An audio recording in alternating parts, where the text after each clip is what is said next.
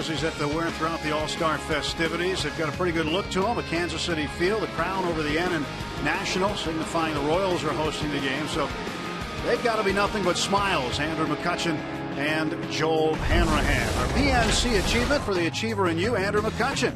He is going to replace Giancarlo Stanton in the home run derby. He becomes the fourth Pirate to participate in the derby.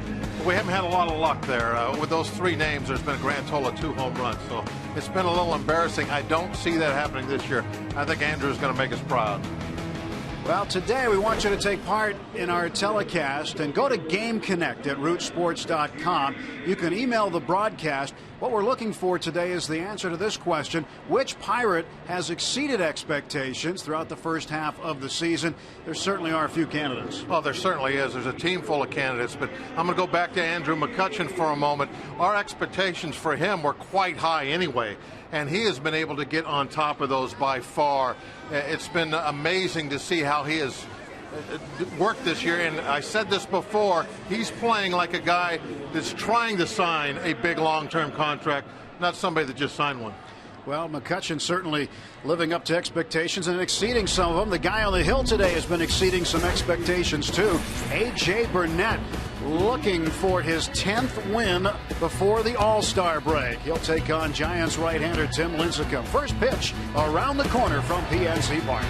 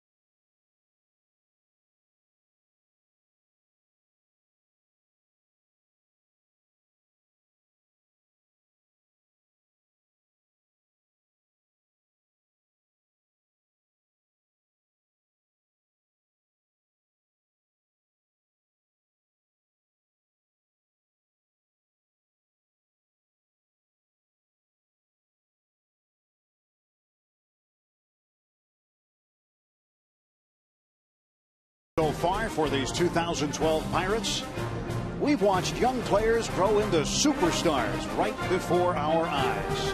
There have been dazzling individual performances and dramatic moments authored by unlikely sources. It's all helped bond these Bucks and this fan base in a way we haven't seen in a generation.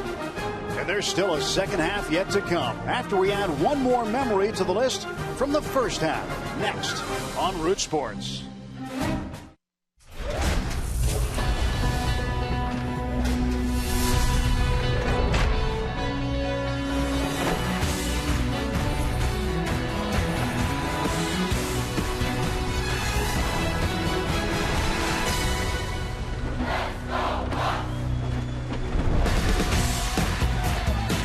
Pirate fans entering PNC Park today, excited about their first place Buccos. It's Kids Day Sunday, and those pierogi inner tubes coming in handy on a warm Sunday afternoon. It's the rubber game, game 3 of a weekend set with the San Francisco Giants. A.J. Burnett taking the hill. He is 5-0 at PNC Park and looking for win number 10. An all-star center fielder, Andrew McCutchen, now in the home run derby as well tomorrow night. Certainly a guy to keep an eye on here today, the National League's leading hitter. So the Buccos getting set to take on the Giants. Bruce Bochy, the manager, sends his lineup out like this. Gregor Blanco will play right field. Ryan Theriot and Melky Cabrera. He's chasing McCutchen in terms of batting average. Posen and Pablo Sandoval, a .310 hitter against the Pirates. Pagan, Sanchez, and Crawford with the pitcher, Tim Lincecum, rounding out the batting order for San Francisco. Take a look at AJ's numbers, brought to you by the Western Pennsylvania Chevy dealers. And, I can't talk about AJ's numbers without ever bringing up the game where he gave up the 11 earned runs and just a couple innings. You take that game away, he has had an all-star-like first half to his season. It's been just incredible, and it's not just about numbers with AJ. He has done so much in a leadership role on this team. Only 3 other pitchers in the majors have yet to lose a home game who have made at least 6 starts. R.A. Dickey of the Mets is 6-0. Zach Greinke of the Brewers is 4-0. And Jared Weaver of the Angels is 6-0. And Burnett 5-0. Guys behind Burnett in the field this afternoon. Drew Sutton makes another start in the outfield. McCutchen in center. Garrett Jones in right. Around the horn, Alvarez, Barnes, Walker, and McGee. With Rod Barajas, longtime battery mate, catching AJ this afternoon. Making his 4th start over the last 10 games. He's had a bone bruise in his left knee, but seems healthy enough to go. The Pirates felt comfortable with Barajas and McHenry health-wise now that they sent Eric Fryer back yesterday, backup catcher, and brought back Matt Haig. That was the roster move yesterday. So we're ready to go as Burnett will face Gregor Blanco, .255 hitter.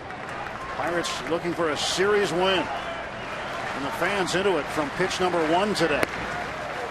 Strike 1 called by home plate umpire Alan Porter.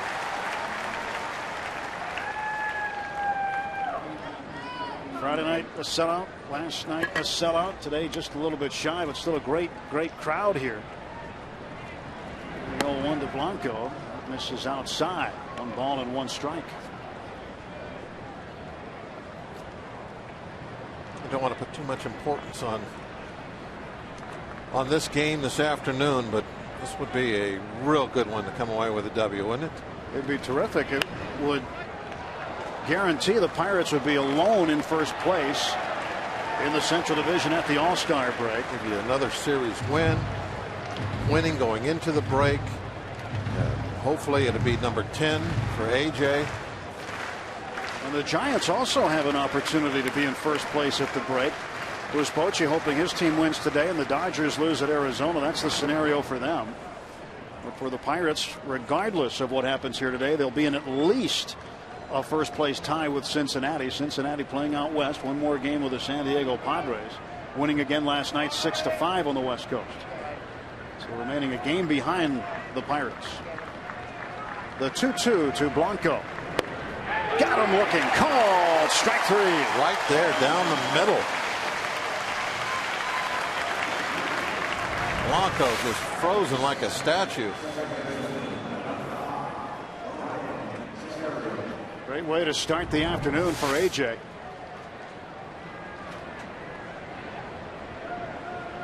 Second baseman Ryan Theriot getting ready to step in against Burnett.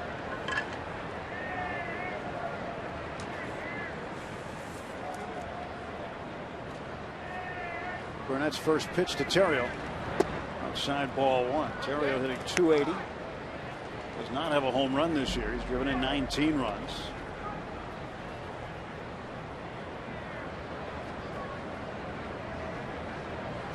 AJ's 1-0. Hit to right field. Garrett Jones will track it down. 2 gone. Melky Cabrera coming up, and our key matchup is brought to you by Day Automotive, the National League's second leading hitter. His career is just 2 for 21 against his former teammate A.J. Burnett. Keep an eye on this matchup throughout the game today. Thanks to Day Automotive, we're going to make your day. A little game inside a game. Cabrera in yesterday's game took an 0 for 4. And A.J. trying to keep him down here. Got to keep him down and make sure that Kutch goes to the All-Star game as the leading hitter. That one falls in between Sutton and Barmes, and into second base is Cabrera. That's a cheapie, but it counts as a hit. Just a communication issue and a breakdown. What should have been an easy out turns into a 2-base hit. I am shocked that this one fell in. Well, they'll call that a base hit and then an error on Sutton here for dropping the ball.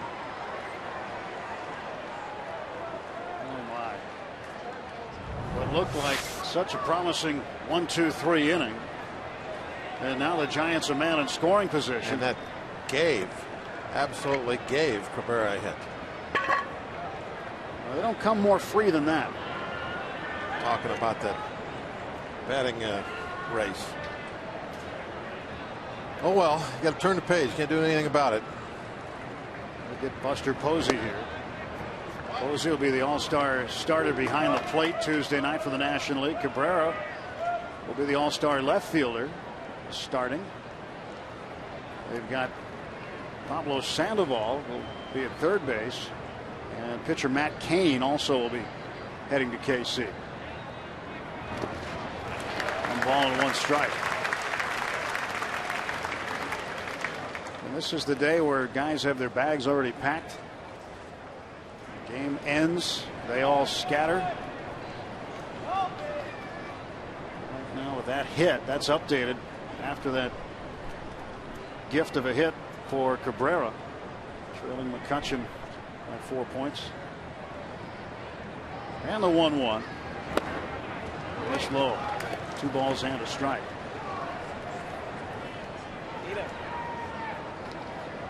The Dippin' Dots.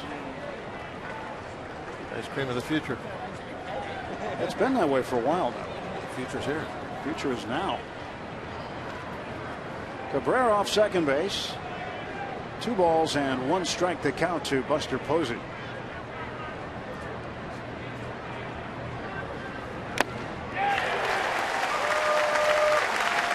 Fastball foul tipped into the mid of Barajas.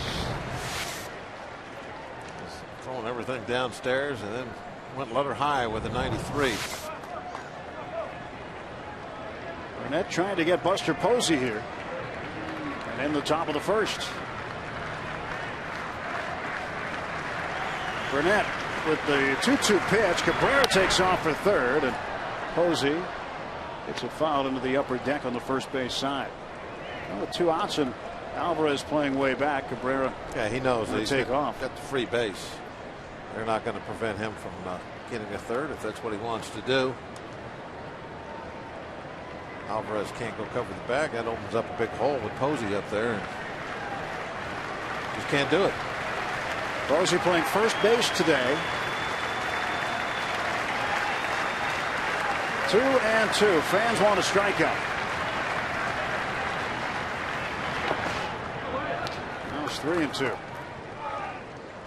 I'll just take an out right now after that gift of runner in scoring position. Burnett has had 8 straight positive decisions. He got a no decision Tuesday against Houston. And Sutton would win that game with a walk-off home run Tuesday night, but the miscommunication and error has Cabrera at second base here today. 3-2. Full count to Buster Posey. And Burnett will deal the payoff pitch here. Walking. So this inning extended unnecessarily. That's got to be upsetting to a starting pitcher. Well, you can't let it get to you. It bothers you just for a moment, but then, as I said before, you got to turn the page. It's over with. What are you going to do? Burnett will now face Pablo Sandoval, switch hitting third baseman. 2 men on and 2 men out. 309 hitter. He's a 310 career hitter against the Pirates. He was 0 for 3 in yesterday's game. Has 1 hit in the series. 1 for 7. Takes a strike. One came into the back door.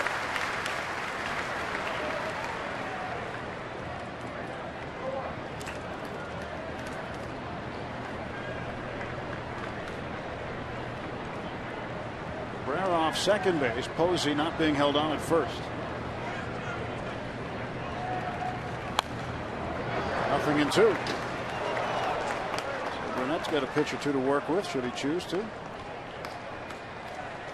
Well, I think he wants to be a little careful anyway with the first couple. Panda has some power. Sandoval with 7 home runs this season. Just as soon try and retire him without him even putting the ball in play. 0-2 from Burnett. Missed outside. Barajas trying to pull that one back in. Yeah, I think Barajas, that wasn't the location they're going for. Barajas wanted that down out of the strike zone, down and in. And he had to reach back and catch that ball. And it wasn't where he was looking for it. If he was set up on the outside corner, they might have got a call there. Burnett looks at second. Now will come home with the 1-2. Almost hit him. Yeah, that's where he was looking for the 0-2 pitch. 2 balls and 2 strikes. But a lot of times you'll set up way inside, and a ball will actually be on the outside corner, but because you had the reach outside of your body to make the catch, umpire won't give that strike to you.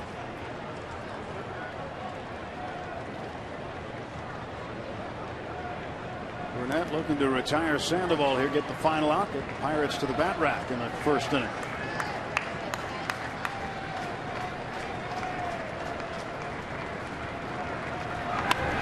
Popped him up. Alvarez under it. And the Giants strand 2 in the top of the first. Jay Burnett gets out of it, no score. Pirates coming up against Tim Lincecum.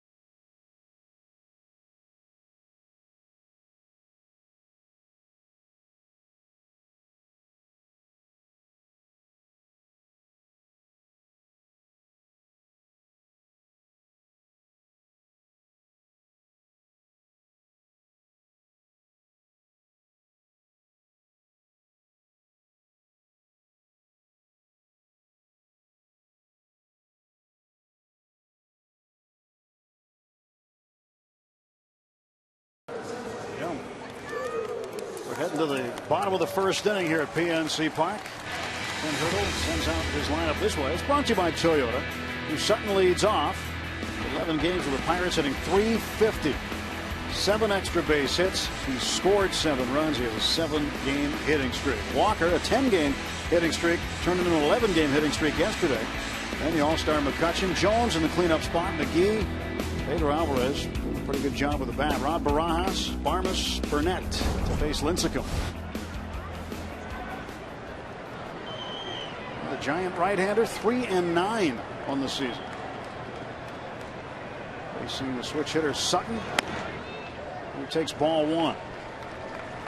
There's Lincecum's numbers on the year, not what you're used to seeing from him. The ERA even higher than that on the road, and a big problem for him of late is the walks. 49 walks in less than 100 innings. A lot of numbers to take a look at throughout the game with Lincecum that the 2-time Cy Young winner is not accustomed to having. He's also a 4-time All-Star, and certainly underperforming this year for the Giants. 1-1 pitch to Sutton.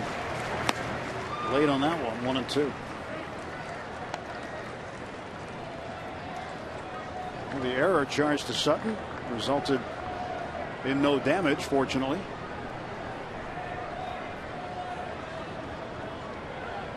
You got probably at least another 9 pitches or so that had to be thrown, maybe 10. There's always something that when you have to get 4 outs in an inning, even if you don't give up an extra run, it has some effect. 2-2 to Sutton. Looks at it low, 3 balls and 2 strikes. They want the appeal, and Tim Wilkie says he didn't go. I know that wasn't the reason for the error. That was the extra out. But in my mind, the Pirates gave them an extra out. That ball should have been caught by somebody, either Barmes or Sutton. Either one of them could have had it if they would. Somebody needed to take charge. Sutton down on strikes. Fouls it into the glove of Hector Sanchez. Today's Rivers Casino tips to win. A lot of wild pitches from Lincecum this year. He's got 9. Let's watch for that. Take advantage. Move up. Maybe score in a run. Don't get in a hurry. I already talked about how wild he is. So show a little patience at the plate. Make sure he's throwing strikes. And he's given up 9 home runs this year. 8 of them on the road. If he's get him in some hitters counts, let's get the ball over the fence. Let's go deep. Neil Walker facing Lincecum. He takes a strike. The Pirates, in terms of extra bases, Bob, have had at least 1 in 38 straight games. That's a season high, and they lead Major League Baseball with 123 extra bases. So going deep or getting extra bases, Pirates have been doing a lot of that through the month of June and here into July. Walker's been raising his average slowly but surely. Starts the day at 280. Thinking about who might be hitting the home runs today. Garrett Jones 10 at bats off Lincecum. 2 long balls. It'll be Garrett's day to provide some big offense for us.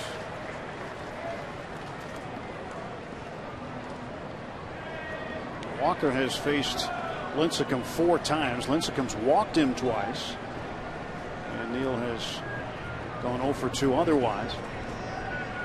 Here's the 2-1 pitch. 3-1. There seems to be a lot more wildness this year with Lincecum. You mentioned his 9 wild pitches. Yeah, that's what really jumps out the stat sheet at you. I mean, it's not just he's missing the strike zone. 9 wild pitches. I think the next highest on his own team is 3, and then maybe a couple of 2s, and I mean that's it. Walker ropes this one to the right field corner. That's off the Clemente wall. Neil Walker has now hit in a dozen straight, and the Pirates 39 straight games with an extra base hit. Now, this is the recipe that we're just talking about on the tips to win. Be patient. Get him in the strike zone. In this case, you're not getting a base on ball, but you're getting in a great hitter's count, 3-1. You can sit on something, really try to drive it. Maybe it didn't go out of the ballpark, but he got the head of the bat to it and ripped a line drive for extra bases. That's the type of at-bats we're looking for today off Lincecum. And Andrew McCutchen, who has been hitting everything in sight, trying to get his first base hit ever off of Tim Lincecum. He's 0 for 10 in his career. See if he can change that right here. Pops it up foul and out of play. RBI chance for McCutchen. That's tied for the longest Pirates streak of the season. Alex Presley had a 12-game streak earlier, but A .442 average, 19 out of 43 during this 12-game streak for Walker. Been very consistent lately. Lincecum the stretch, and the 0-1. McCutchen checked his swing. Mike Everett, the first base umpire. Right now would be a great time for one of those wild pitches. Let's see Walker move to third with just one out.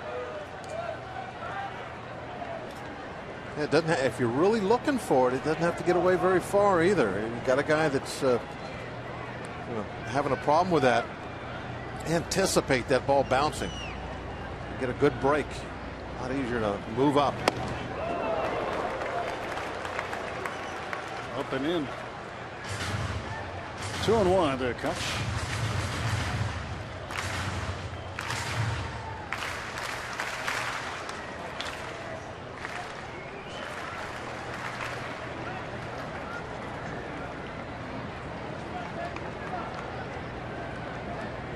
Two 2 balls and 2 strikes. Everybody gets to pick their own home run derby pitcher, and Andrew McCutchen has chosen his high school coach at Fort Meade High School in Florida, John Spradlin, who will pitch to him tomorrow night in Kansas City. Hope he throws a lot of strikes. Easy to hit strikes. 2-2 to Kutch from Tim Lincecum. In the dirt. Sanchez doesn't know where it is. Yeah, that's what we're talking about right there. Number 10 on the year. Exactly.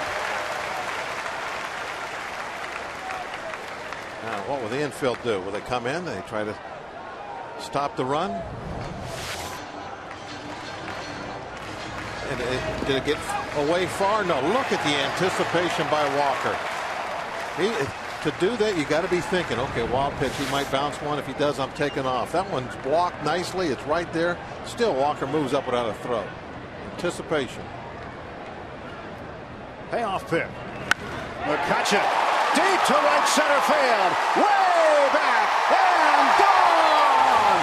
Home run number 17 for Andrew McCutchen. It's 2-0 Pirates. Look for the wild pitch. Be patient and then go deep. We've had it all already.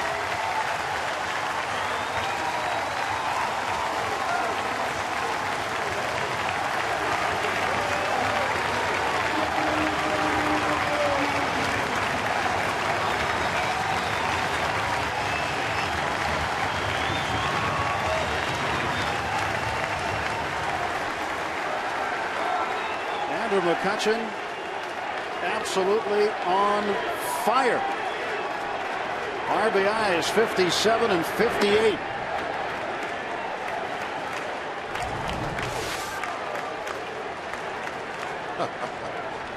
Up and away, hit it where it's pitched. That is a beautiful thing.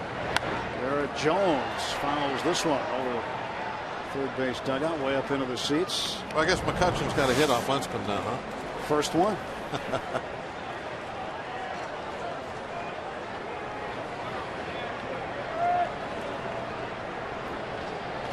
The fans love him. Just love him. What a player he has emerged into. Jones to center field. And that one's going to hang up there for Angel Pagan. That's out number 2. That's a nice way to answer the cheap hit. It went out of the ballpark. Move yourself back up.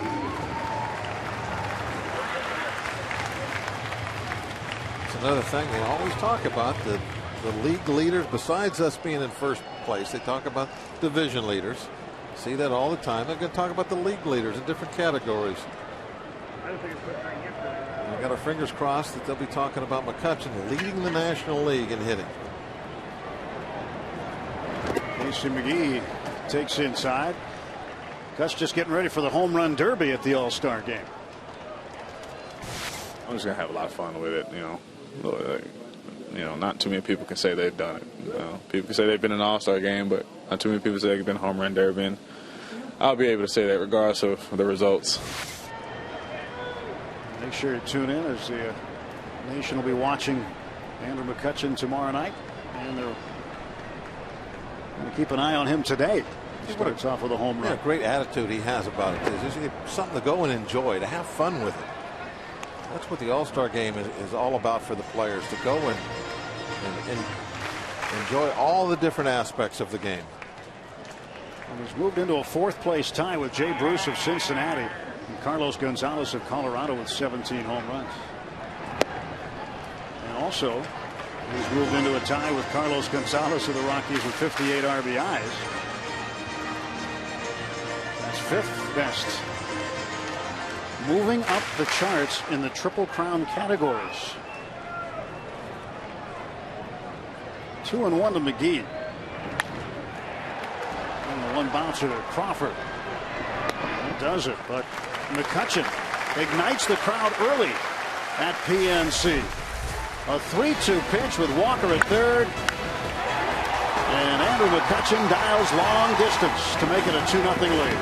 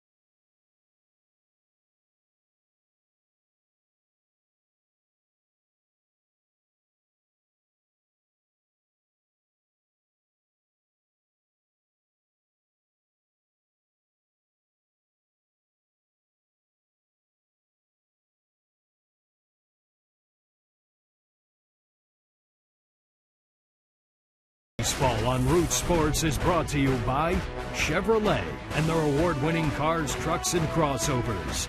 By your Toyota dealer, where quality, dependability, and good MPG all come standard. Toyota, moving forward. And by Day Automotive. We're going to make your day. Let's go Bucks! 2-0 Pirates on the strength of an Andrew McCutchen home run. Can this guy play or what?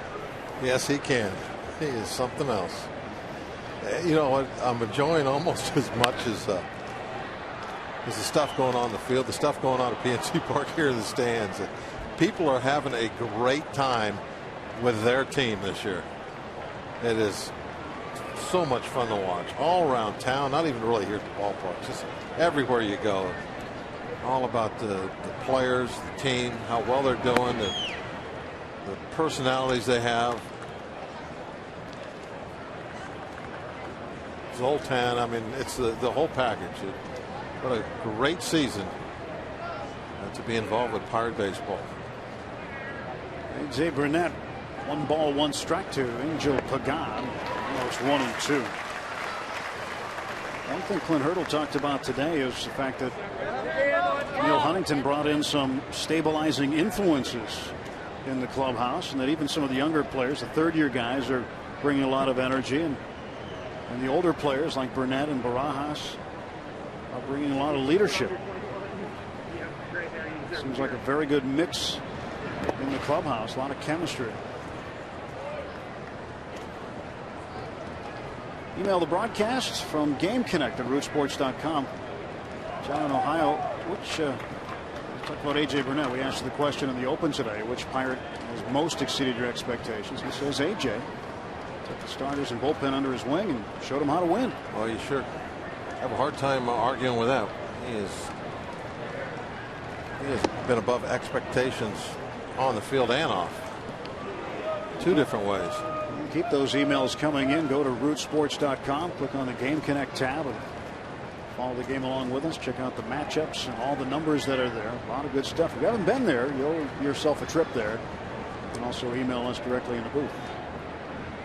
Payoff pitch to Pagan. To right field, right at Garrett Jones. 1 up.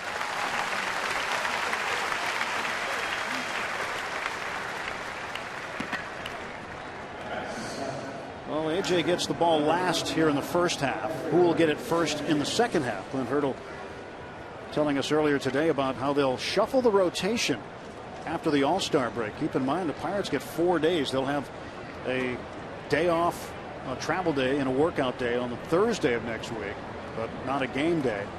And then we'll pick up action again Friday. So Burnett will not start game 1 of the second half. Hector Sanchez takes ball 1. James McDonald will. McDonald, then Correa, then Burnett, Karstens, and Bedard. That's the way the rotation will go after the All-Star break. 1-0 pitch. This one's hit toward left center field. On the run, McCutchen. Easy. Can of corn for Andrew. And what the Pirates staff was trying to do really is, right now you see McDonald and Burnett side by side in the rotation. I want to break it up a little bit. Well, I think it too. It's common sense to bring those guys back as soon as possible. The guys that are pitching the best, you want them to pitch the most. Get them out there the most often.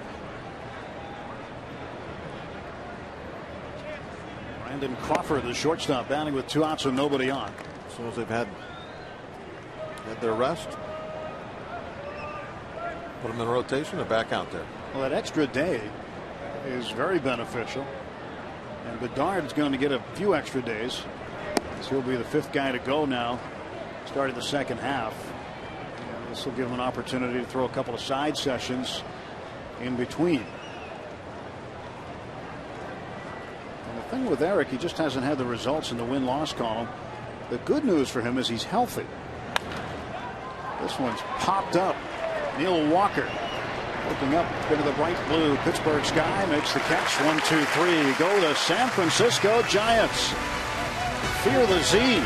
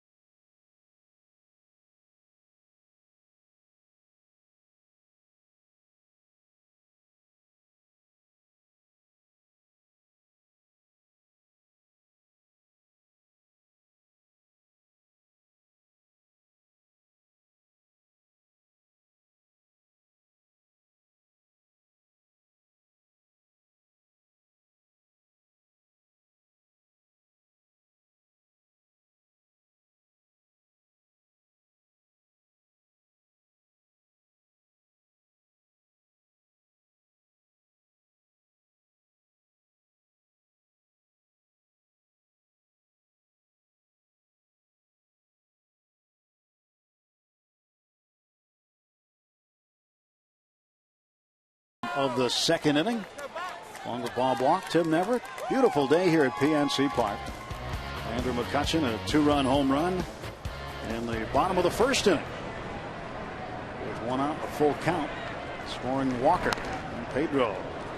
Swinging at the first offering from Tim Lincecum. Alan Porter behind the plate. Got a little bit of him. Pedro hitting .235. 16 homers, now second on the ball club behind McCutchen with 17, also second in RBIs with 50. McCutchen now with 58. Pedro's been productive. 0-1 pitch. Missed outside. 1-1.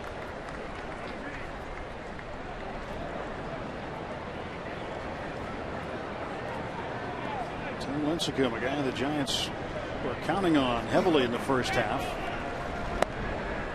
It's a swinging strike there. But his results have not been there in the first half. Since the 16th of June, big numbers for Alvarez. Very big. 1-2 foul back. And Pedro has arrived. If he doubles his numbers from the first half to the second half, talking 100 RBIs and 30 some home runs. That's the type of hitter we hoped he turned into being. Ground ball to Posey, who will toss to Lincecum. And that is the out. But some of the numbers talking about concerning Tim Lincecum have been going the opposition's way more than his way this year.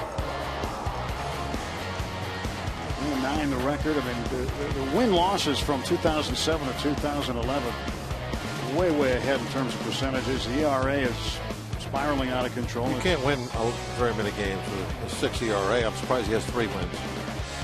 And his road ERA 8.45.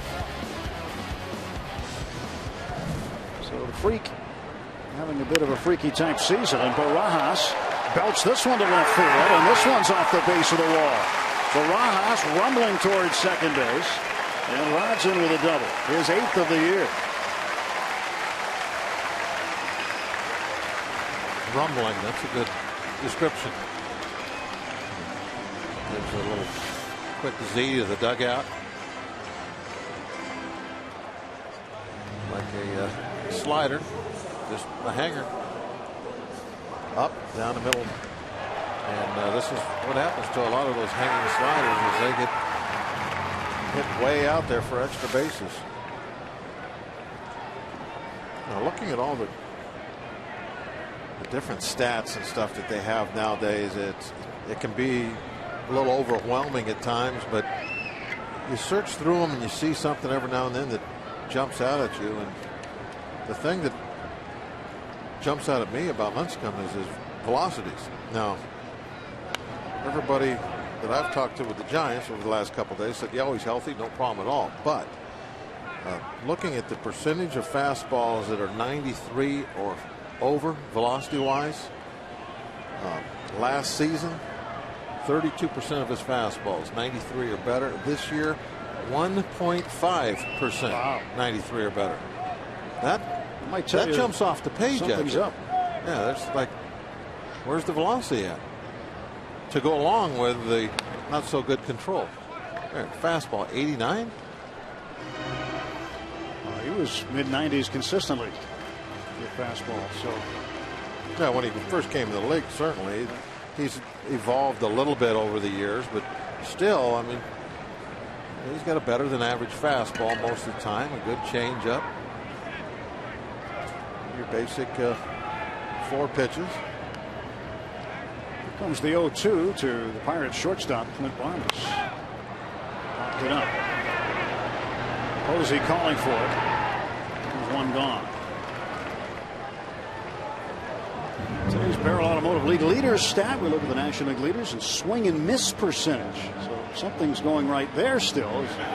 Lincecum, along with Steven Strasburg, at the top of that list. Well, you look at that and you think, what does that mean?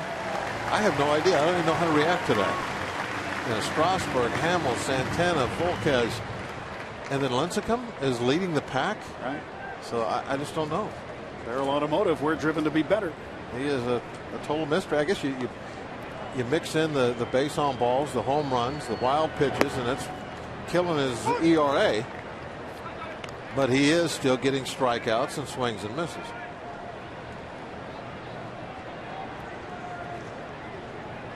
I think what it comes down to is there's huge inconsistencies that he's having in between hitter to hitter. Sandoval throws out Burnett, and the Pirates are done in the second. Bucks with a 2-0 lead over Lincecum and the Giants.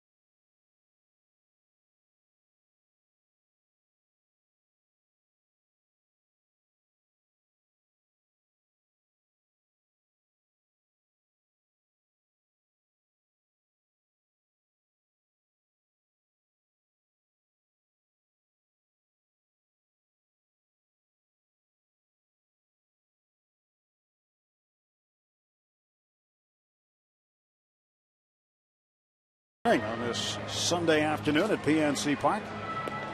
It's quite a contraption there. Kind of like it. I really do. I like the just pedal your way around and get a little workout. And you know, when you're ready to do the upper body, you still got the regular paddles there. You could book your group outing of any size at PNC Park. Ask about how each member of your group can take home a Pirates cap or a Roberto Clemente replica jersey with just the price of a ticket, in addition to a great discount. To reserve your group tickets, call 1-800-BUY-BUCKS or visit pirates.com/groups. AJ, that's the man. From Game Connect and email the broadcast, Rob in Florence, Kentucky. Fort Barajas, the catcher combo. Both have great chemistry with the entire pitching staff, great behind the plate, and producing power numbers. That is a kind of a catchy phrase, too. I like that. Fort Barajas. Lincecum leads off against Burnett to start the Giant half of the third. You put their numbers together, that's pretty darn good to have that kind of offense coming out of the catching position. 14 home runs combined. Hard to find. Lincecum will take a strike. 1 ball and 1 strike to the Giant pitcher. Yeah, you love fishing, right? Yeah. That's got to be a great kayak to fish out. I had that thought. Your hands are free. Your hands are free. You're pedaling around. You got to get one of those. 1-1 swing and a miss. So usually the kayaks I fished out of, you get the one, the single oar with the. Yeah, no, that's perfect. You can the blades on both sides. You don't have to use your hands. You can use your hands for the fishing and just motoring around. You have to get one of those. That's you right there. I like it. 1-2. That's foul back. A night game, you'd be out of here at 10 o'clock in the morning, do all your fishing, and then come on up to the booth for the evening. MVP. Been a long time since they've been chanting that around these parts. That's right. At least once a game now we're hearing that every night here at PNC. Well, his home run that he hit in the first was his 11th of the season with runners on base, and now leads the National League in that category. He's third in the majors behind Adam Dunn of the White Sox and Josh Hamilton of the Texas Rangers. Burnett strikes out Lincecum for the first out of the third. Dig deeper into every Pirates game on Root Sports' new Game Connect. It's an interactive second screen experience where you can find live game stats and interact with us and fellow fans watching the game. Game Connect is a better way to connect with the game than ever before. Connect now at rootsports.com. That's what the live screen looks like right now. You can see the pitch count for Burnett is average, meaning there's 59 remaining in the average pitch count. And when he goes over his average, that gas gauge will break. You see the glass actually explode. But you've got Twitter, social media involved. You can email us directly in the booth. Great matchup stats. And he gets the strike. Third base umpire Tim Welke, the crew chief, ringing him up. 0-2 to Gregor Blanco.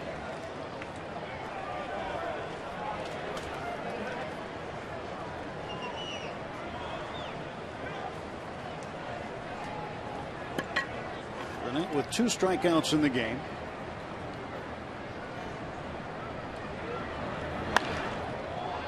To center field. McCutchen will open up the back pocket and record out number 2.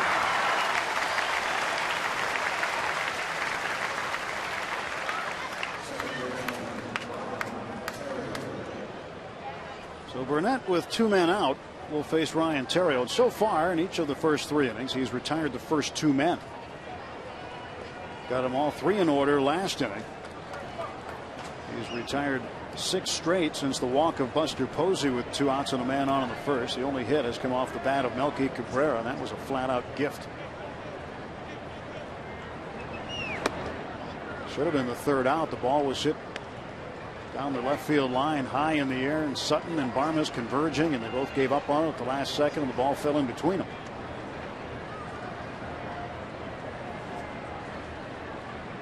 1-0 to Theriot. There for a called strike.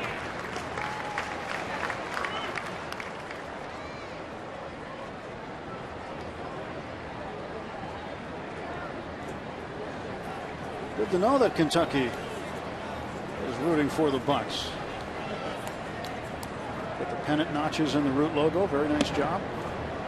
You got to have that. That's a must. That's what those up are there in the R. In the R and in the T. Those are called pennant notches. They're in the shape of a pennant. See? Very important. Have those on your sign. How nice would it be if the Pirates can win one of those this year? A pennant. People thinking about things like that around here these days.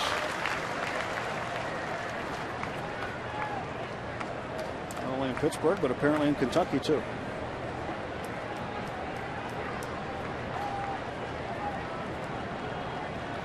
2-2 to Ryan Theriot. Flying out to right field his first time up. 0 for 1. Just missed on the inside edge. See AJ's reaction to it. He thought he had it.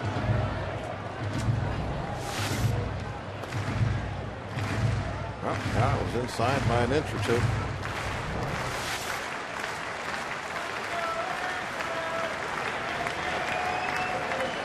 Three-two pitch. Ground ball to Barmes. He one hands and throws out Theriot. That's 7 straight set down by A.J. Burnett.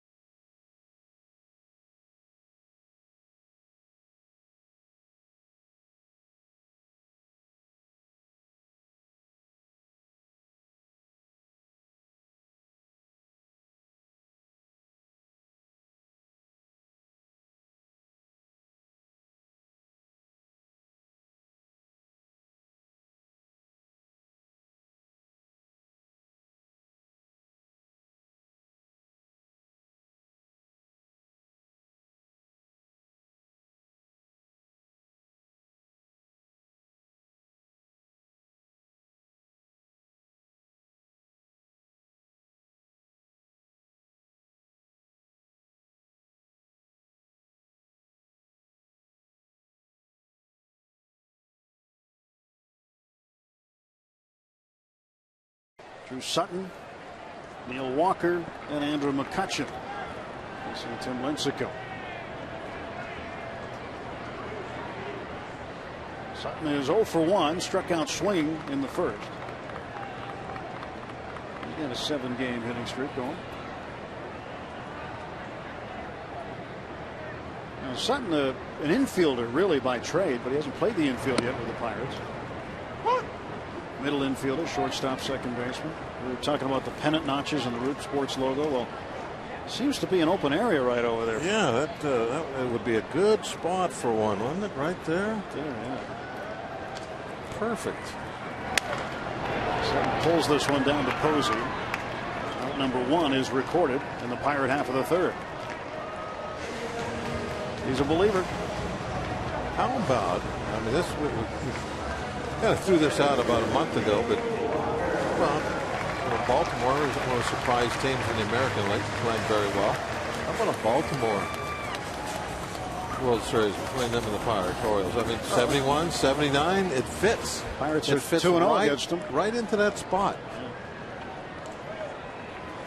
When we were in Baltimore, I had a great conversation with former catcher Rick Dempsey, who explained to me how the Orioles blew the '79 series. It's different perspectives depending on what side of the fence you're on. Yeah, the losers never want to admit to being beat. It was their fault. They gave it away. Yeah, that's all right. Well, he said that he made a big mistake.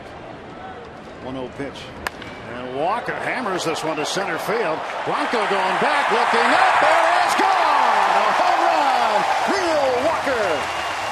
His 6th of the year, and it's 3-0 Pirates. Well, Neil has had a couple of great at-bats. Got ahead 3-1 and whacked one in the corner for a double. Gets in a 1-0 count here, and this was not a cheapie. It didn't just scrape the backside of the fence, well up in those hedges.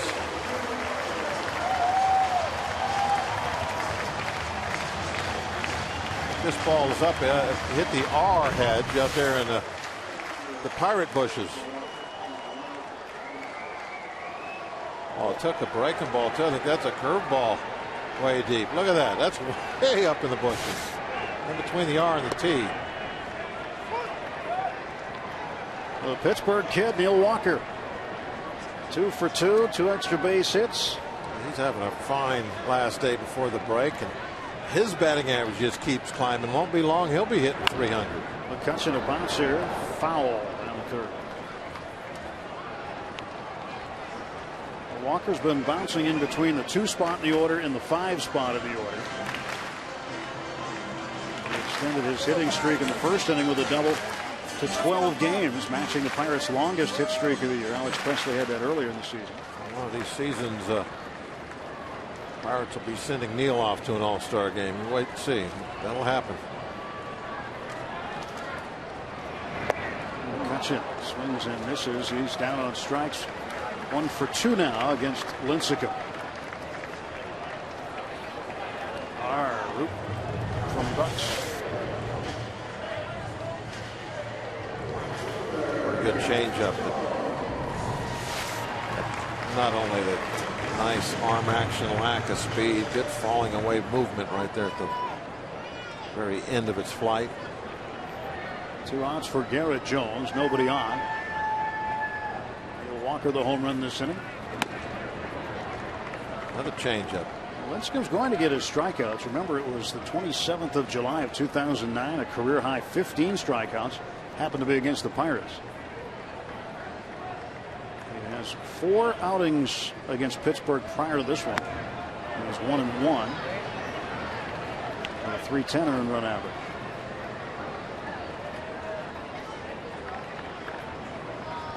Great seat on the top deck. One of the great sights here at PNC Park in the Allegheny River.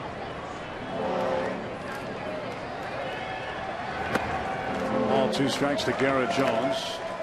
Look at the fastball, just 89 miles an hour. Now that was a situation where he had thrown a couple of changeups in a row and had him set up for a high fastball. He tried to, blow one by him upstairs. A situation where maybe you try to reach back a little bit, and he only hit 89. Back to the changeup right away.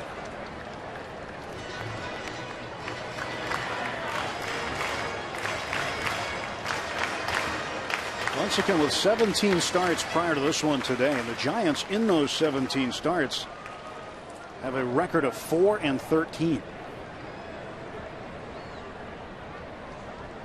1-2 pitch. He struck out Garrett. Pirates get a run as Neil Walker goes big fly to dead central. Does a little gardening, puts the ball up in the bushes. 3-0 Pirates.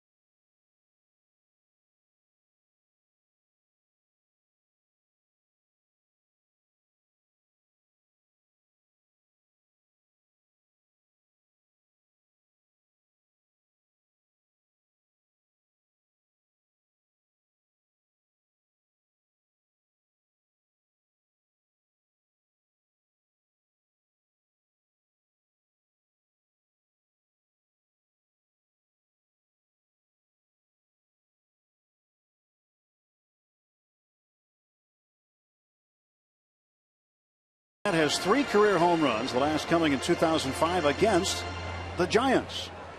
Which pitcher did he hit that home run off of? Oh.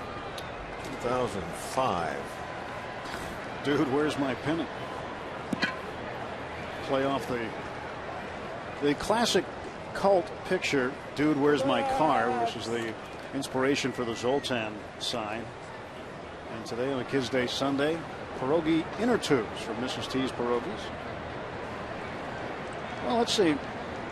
I think there might be a little trickery in that question, because I know that AJ with the 3 home runs. So now he hit one off of his own teammate. Well, why is it trickery? Because the guy he hit it off of, you wouldn't necessarily think as a Giant. But he was a Giant before he was a Padre, before he was a Pirate. Melky Cabrera. Here's the batter. Cabrera had the gift-wrapped single in the first inning. Fouls it off 1-1. You don't know who? Oh, I know who it is. Oh, okay. Yeah, I was trying to just kind of trying to get going with you there a little bit.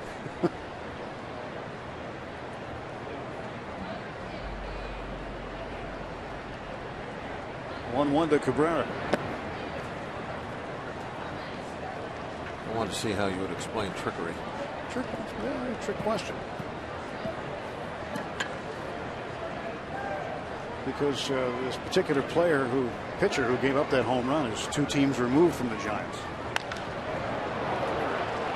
Over toward right center field, McCutchen. All kinds of room. 1 out. Cabrera now 1 for 2. AJ got a nice little string going here now, doesn't he? Was that 8? 8 in a row. 8 in a row for AJ Burnett.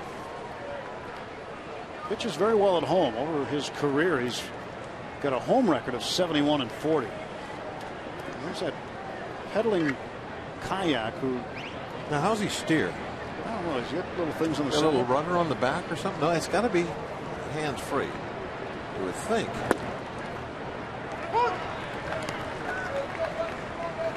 We'll have to do some investigation on that. I like the fact that you could actually go out there and do a little fishing, cast around. Be good for trolling. Yeah. 0-1. Fouled off. You can text from out there with because your hands are free. Any of that kind of stuff. You're watching the game right now on MLB.com. Can you get that on those trick phones? Sure. Sure you can. Talk about trickery. Well, if you're hitting the road or if you're in a kayak, you can take the Pirates with you this season. That's right. Watch the game anywhere. MLB.TV today. You can see every Pirates out-of-market game live online or on your favorite devices. Visit Pirates.com to order and get more details. MLB.TV, baseball everywhere, kayak not included.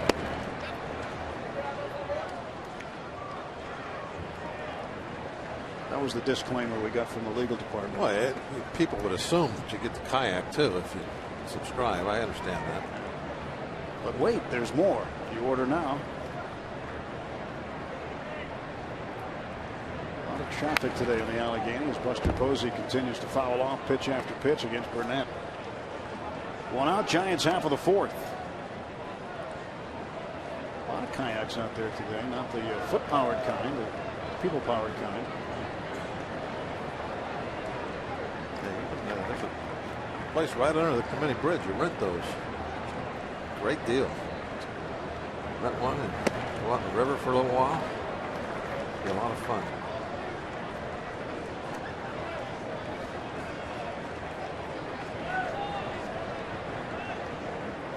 There's the Committee Bridge, just beyond the outfield wall, looking out right over the top of the batter's eye. 2-2 to Posey, wave and a miss, strike three. Third strikeout for Burnett. He's going to set down 9 straight. Just the batter's eye, listen. Good breaking ball. He's getting it done with different pitches today. We've seen excellent work with the fastball. So the bat, it's the lack of speed as much as anything on those off-speed pitches. That not necessarily the break that gets the swing and no contact. Posey's bat, you can see with the AGH cam, was through the strike zone before the ball got there. Sandoval jammed and popped up. Alvarez will give it a run near the rain tarp. And he's got it. Doesn't get it. Good attempt by Alvarez. Close but no cigar.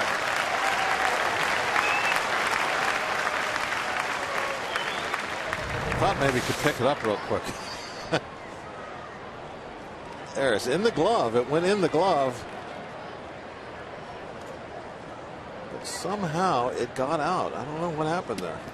Wow. It's a catch right there, but you could see him reach down toward the floor. And that kind of gave it away that the ball would come out. Ground ball toward the middle. Backhanded by Walker. Throw to first. He got him. He's the real deal on the infield. Neil Walker making that a lot easier than it was. Terrific play by the Buccos second baseman.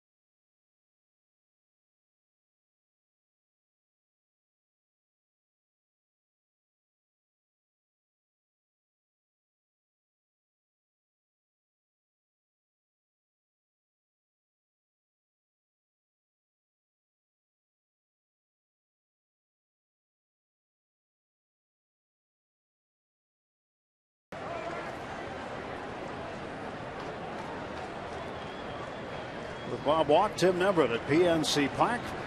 Pirates have in the 4th inning, 3-0. Kids inner tubes today. Pierogi inner tubes from Mrs. T's on Kids Day Sunday. All kids 14 and under getting those today. Casey McGee takes strike one. McGee 0 for 1. Bounced out to the shortstop Brandon Crawford to end the 1st inning. Andrew McCutchen and Neil Walker with home runs today.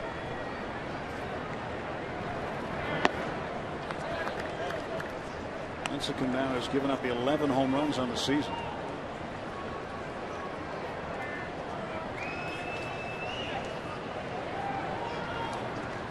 Hector Sanchez ready, wants it low. And McGee, a base hit to left center field. Get the pressure on. Good turn by McGee. Oh, look at that. You love to see that. That's what I mean by keeping the pressure on. You're running hard, taking a nice big turn. Put yourself in position. If there's a bobble, you're at second base. Don't accept a single. I mean, that's what it is. It's a base hit through the infield. You got yourself a base knock, but go hard anyway. And also, Casey is not the fastest runner we got. We know that. But that doesn't mean that you can take it for granted, you know, that you can't get an extra base. In fact, it's more important when you're not one of the real fast guys to run the bases the correct way. And that's what that is. That's run the bases the correct way. Get out there, make the turn. If they make a mistake, you can take advantage. You just have to love the way the Pirates are playing the game of baseball right now. You gotta like the way Pedro Alvarez is playing under the sun. He's had some great success during day games this year. We'll see him hit one in that blue kayak right here. Well, if he hits one away from the kayak, I think the guy in the blue kayak's got the advantage over everybody else. I found out how they steer them, by the way. The FBI uses those for surveillance sometimes, those foot-pedaled kayaks. Really? My sources say that they're you steer them with some little hand levers on the side. Alvarez to right field, didn't get it. Didn't get anything underneath it. He might have hit it hard enough, but too much of a line drive. I mean, that's just another sign, I think, of the way things are. I expect Pedro to hit a home run every time up, or at least, you know, thrill me somehow. You know, take some big swings, maybe just miss one. He just missed that one. AJ mowing him down. Sit down 10 in a row. Rod Barajas back behind the plate, 1 for 1. He doubled off the left field wall. 14 home runs with that catching tandem. 7 and 7. McGee off for first, 1 man out. And Lincecum's pitch. Belted foul. Boy, he turned on that one. Yes, he did. He got that one a hard shot.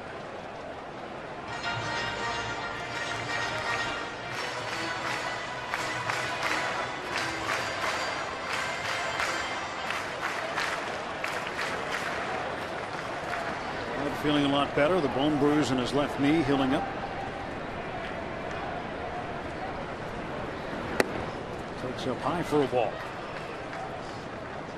Ball in, 1 strike.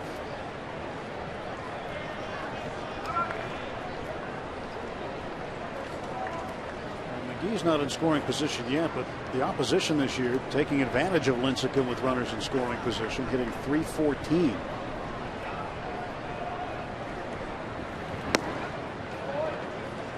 Two and 1 to Barajas.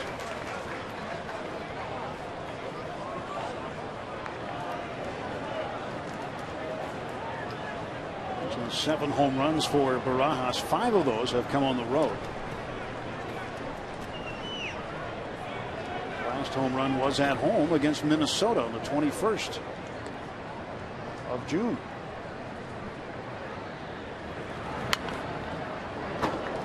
Incidentally, that was his last run batted in. Of course, he's been hampered a bit and hasn't had as much time at the plate. Henry has had to fill in a great deal since that injury to the knee. And you couldn't ask for more from Michael. Another one of those guys that beyond expectations, 7 home runs, and what's he got, 102 at bats? That's way beyond expectations, you would think, for the Fort. 2 home runs all last year. Fort Barajas has 14 home runs. Put them together, make them one player. Yeah. Their numbers are pretty good. A lot of artillery at that Fort.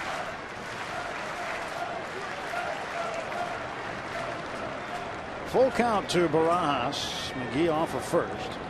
See if he goes. There he goes. And Barajas takes high for ball 4. The Pirates with 2 men on and 1 out. Our AT&T Mobility trivia question. We'll get to that answer. We gave you a hint last inning. A.J. Burnett has hit 3 home runs in his career. The last coming in 2005 against the Giants. What pitcher gave up that home run? There he is right there, Kevin Correa. 24th of July in 2005 while with the Giants. And if you want to see it, take a look. Correa delivering and Burnett beating the left field wall at AT&T Park as a Florida Marlin. A young fish. And Kevin's forgotten about it. Not a big deal. Unless starters start talking about who's the best hitter. Might come up. Let's see what sign number 2 says. There you go. Let's go, Bucks. 2 for 1 at the sign store today.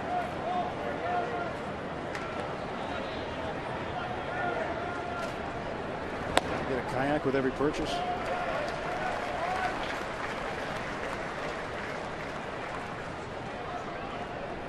Two 0 to Barmas. Back under 200 to 198. 0 for 1 here this afternoon.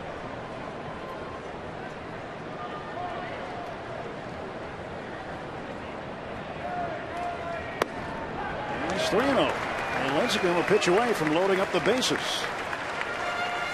If you're Barmas, you got to be real patient here, don't you?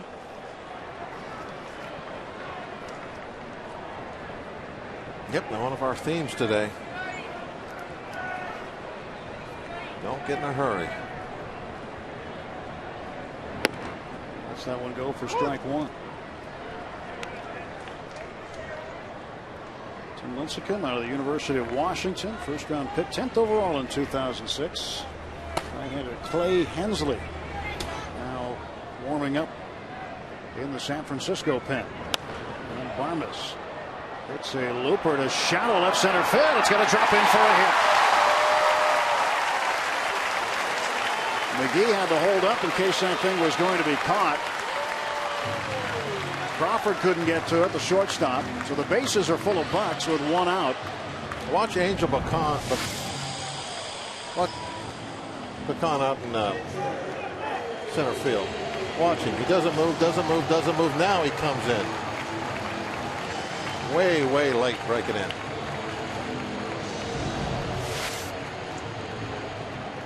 Angel Pagan got to move in the direction the ball is hit. He just sort of thought that was going to be caught by somebody else. I don't think he read it well off the bat. Barnes 1 for 2, and now A.J. Burnett looking for a hit. Hit a sharp ground ball down to third last time up. And this one up the middle, a base hit. Burnett helping his own cause. McGee scores. And A.J. Burnett, an RBI single, makes it 4-0. A.J.'s first run batted in as a Pittsburgh Pirate. He had to wait a while to give the sign of the Z. Just a little reach out there. It gets out toward the end of the bat. Doesn't hit it well, but it was well placed. Right back through the middle. Move everybody up 90. And A.J. Burnett chases his opposite number. That's it for Tim Lincecum. Bruce Bochy has taken the ball away from the Giants starter, who has given up 4 runs in the 4th inning now, as the Pirates will face Clay Hensley when we come back.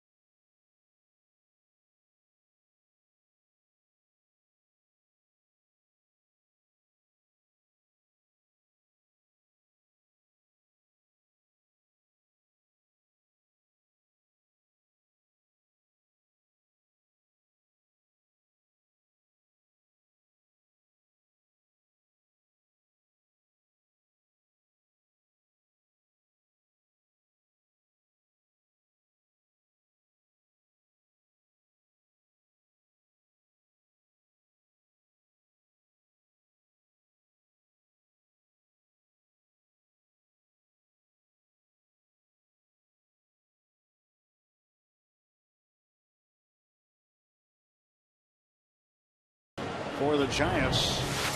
A.J. Burnett. There it is.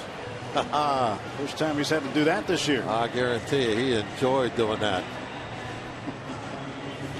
Yeah, there is a lot of respect going the Pirate way nowadays. You know, this is something that has just taken on a life of its own. From young to old, everybody's doing it. I mean, from a couple of guys watching an old B movie, basically, in the clubhouse, turning into a phenomenon around baseball. That's where it came from.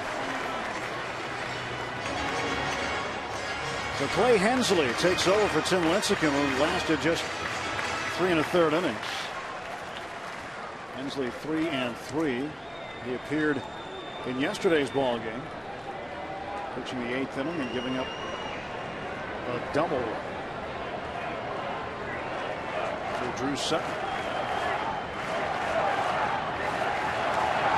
And Sutton takes outside for a ball. Bases full of Bucks, 1 out. That's the first RBI as a Pirate for Burnett. Also his first since the 9th of August in 2005 against Arizona. 10 career RBIs for A.J. Burnett now. And Sutton smashes this one deep to right field. That'll get a run in. And here comes Barajas barreling toward the plate. And Sutton with an RBI. It's 5-0. Nice job by Drew. Main thing, stay away from the ground ball. You don't want to let him get out of that inning with a double play. He got it to the outfield. Very positive out, obviously, with the RBI.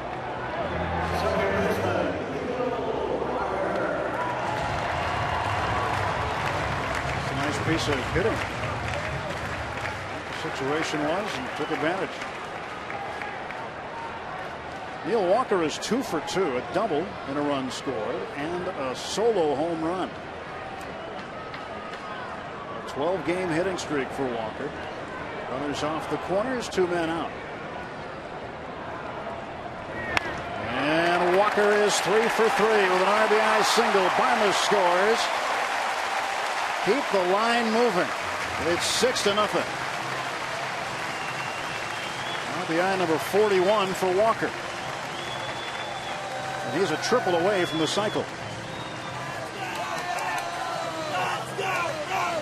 Definitely doable here. It would be a great way to finish the first half. Heading for the cycle.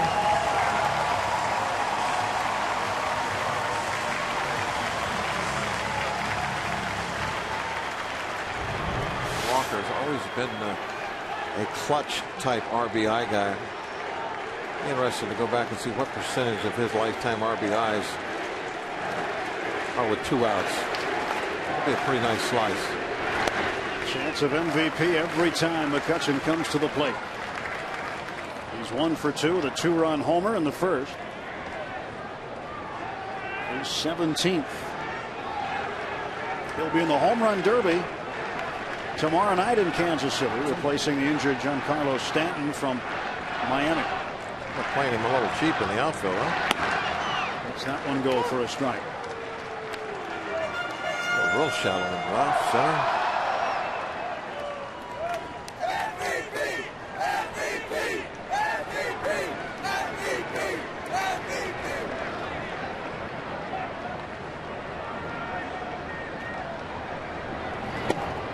Backed him up, 2-1.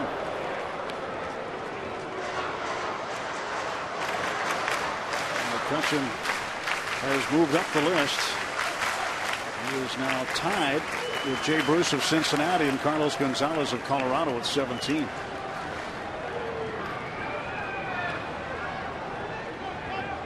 Two on, 2 out. On the outside edge for a called strike. The home run that he hit in the first inning came on a 3-2 pitch.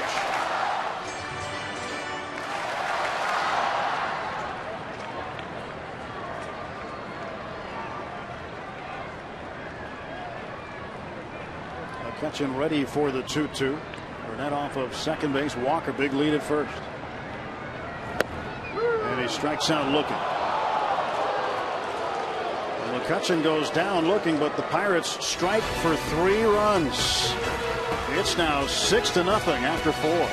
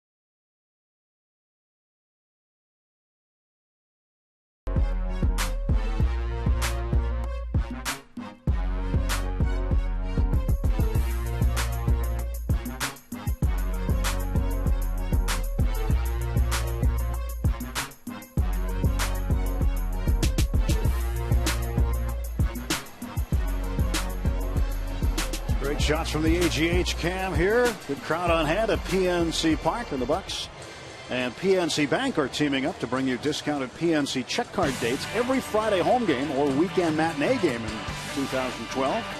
All PNC Bank customers who use their PNC check card get up to $10 off outfield box, lower outfield box, baseline seats, or grandstand seats. Purchase tickets at the PNC Park ticket window or visit pirates.com/PNC check card for more details. Well, the Bucks have built a 6-0 lead, and this crowd is loving it. 8 hits, and that one hit the Giants got off the bat of Melky Cabrera should have been an out. So a gift-wrapped base hit for Cabrera is the only blemish. Otherwise, it'd be 3 donuts across in that box. Jay Burnett, clean innings in each of the last 3. He has retired 10 straight. He'll face the center fielder Angel Pagan, catcher Hector Sanchez, and the shortstop Brandon Crawford. Top of the 5th. Strike call.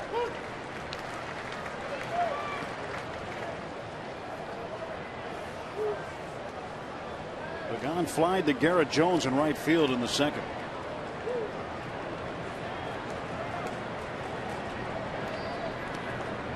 0-1. That's strike 2. Pagan hasn't been very productive over his last couple of weeks. Coming into the game today, over his last 23 games, hitting .195.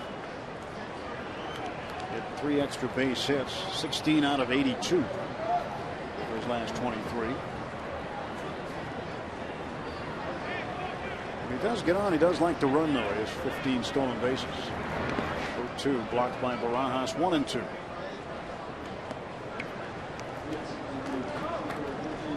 One of the nice things about having a big lead now for AJ, it doesn't make the running game of the Giants all that important. AJ does not hold runners on all that well. That's one of his weak spots. Easy to steal against. With a 6-run lead, it's not an issue. They probably won't be running, but even if they do, a stolen base when you're down by 6 isn't something that you're going to be all concerned about. And Hurdle's got to be happy with the troops and how things have gone so far in the ballgame. And he is down on strikes. Got him looking. 4th strikeout for Burnett.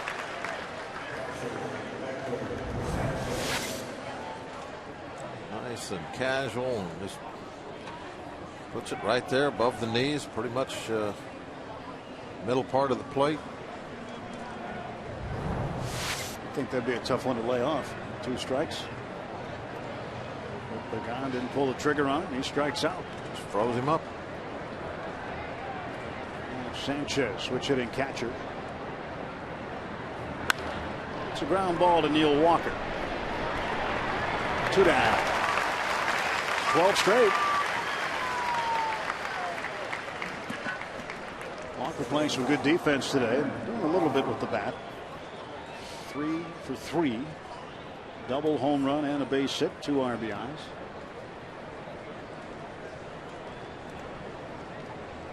Play Neil made at the end of the 4th inning, top of the 4th on Sandoval. Standing, having to go hard to his right, a backhand play, and throw across his body to first, through a strike to McGee. Now Crawford, the shortstop, fouls this one away. 0-1 to Crawford, the number 8 hitter, popped out to Walker in the 2nd. More action in the Giants pen. Veteran left-hander Jeremy Affeldt.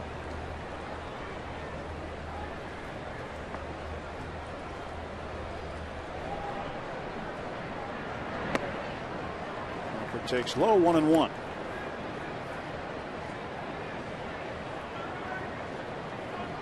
Such great scenery around this ballpark. I was on a talk show the other day back to San Francisco. They're having the debate, which is the better ballpark, PNC or AT&T. PNC won.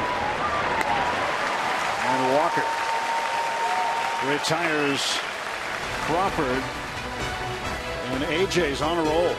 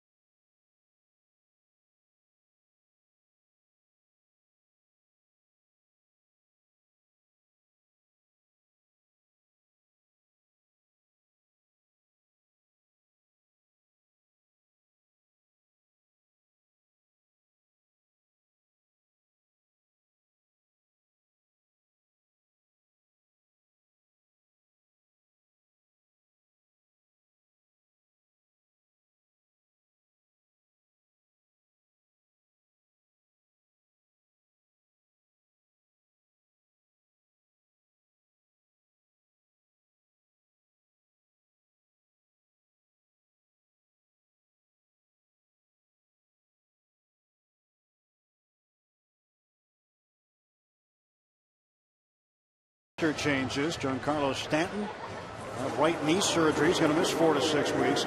Ian Desmond of the Nationals, an oblique injury, so added to the roster. Harper, the teenager, the 19-year-old, in his rookie season, he'll be going in for Stanton. And Michael Bourne of the Braves, a great defender with pretty good offensive numbers this year from the top of the order, going in for Desmond. And because Stanton is out, there was a spot in the home run derby available, and Andrew McCutchen was added to take his spot. McCutchen will be the 4th Pirate ever to take part in the home run derby. It's our injury update. Friends of Allegheny General Hospital Sports Medicine. Left-hander Jeremy Affeldt will take over for Clay Hensley. Went 2/3 of an inning in relief of Tim Lincecum. Jones foul tips the first pitch into the glove of Sanchez.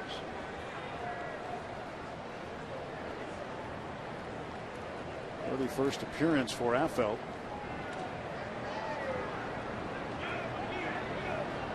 Third pitcher used by Bruce Bochy this afternoon.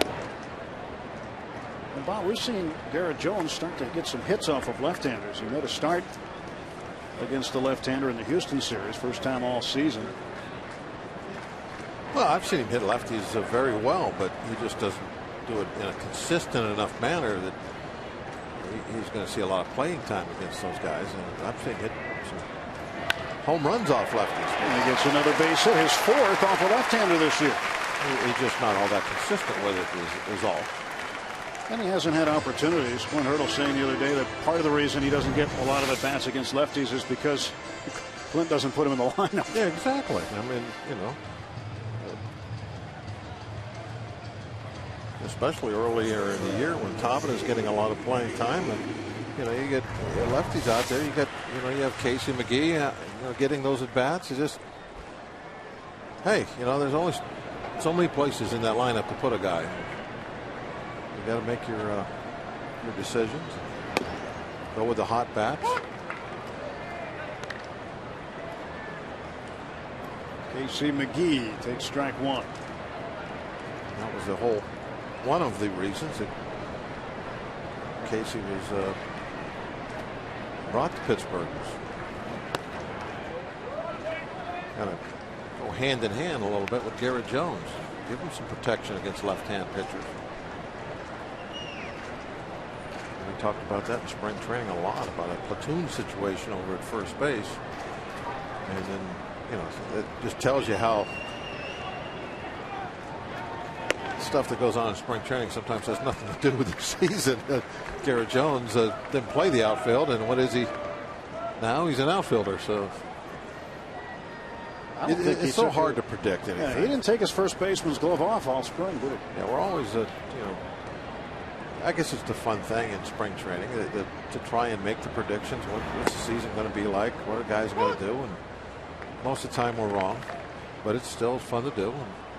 And the reason we're wrong is because it's very tough to predict. There's so many variables that come into play over a 6-month season that nobody has a crystal ball as to who's going to play where, what kind of seasons this guy's going to have. You don't know. It's just outside of the count, full 3-2. Oh, look at that. You got to like that. That might be our best Zoltan we've had so far.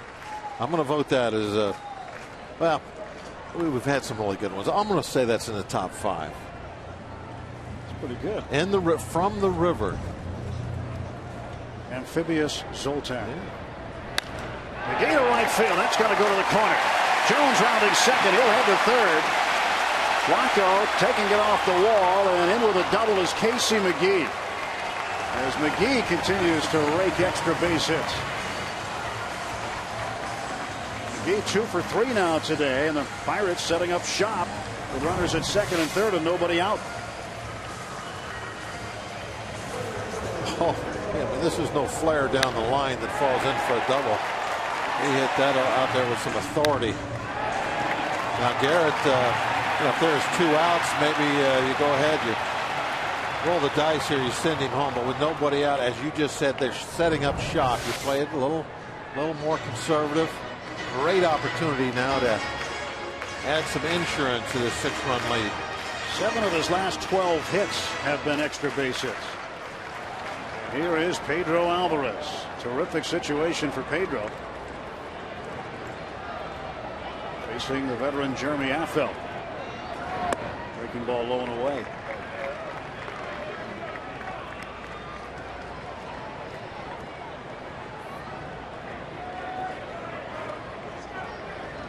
For 2 for Alvarez this afternoon. Pedro's due. Infield playing halfway with nobody out. 2 on. And caught the corner.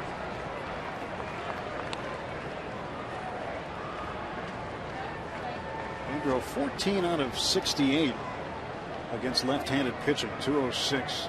And he's hit safely in 8 of his last 9 ball games.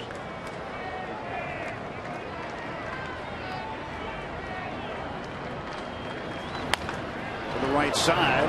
Not going to get the run in. Pedro is out. And still runners at second and third. for Rod Barajas. What's she trying to do there? It's a baseball Zoltan. Of course, the parrot's got to get on TV somehow. Being a little on the creative side like that. Just hanging out on the boat on a Sunday afternoon, doing the Zoltan.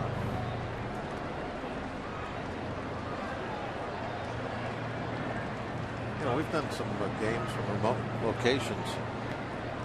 Taking a couple monitors out on a boat, drop anchor.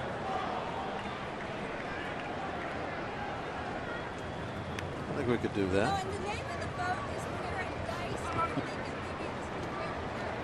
It is congested out there this afternoon. Need a traffic cop. Well, there are some beautiful boats out there too, aren't there? Permission to come aboard.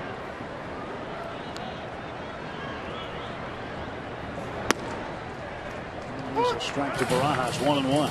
And at the knees. Brown with a double. Reached on a base on balls and scored.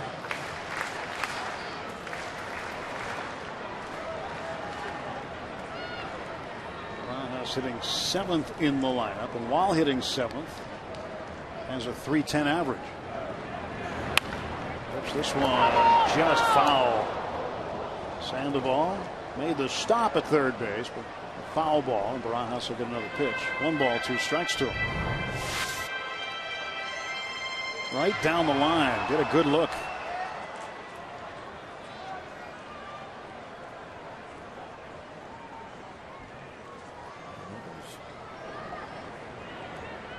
Very close, wasn't it?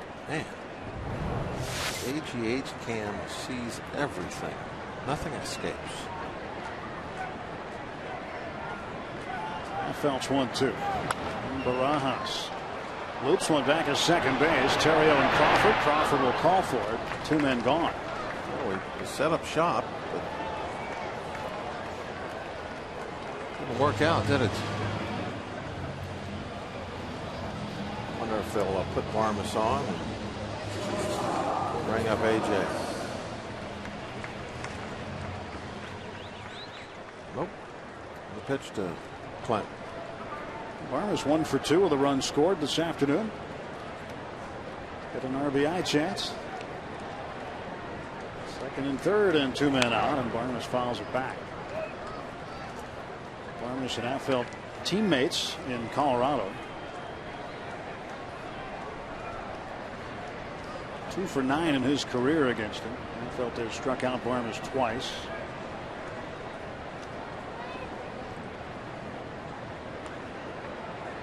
Two outs, 2 on the pitch. And Varmus to the right side, but foul. And Clint behind 0-2. How about those defensive plays he made last night late in the game? 9th inning. Top of the 9th inning, you got Terrio and Cabrera on similar plays going toward the hole, toward third base. Just made outstanding plays. And Varmus toward the hole this time. Sandoval picks it up. And everybody's going to be safe. Sandoval tried to get McGee. Jones is going to score. And it's 7-0.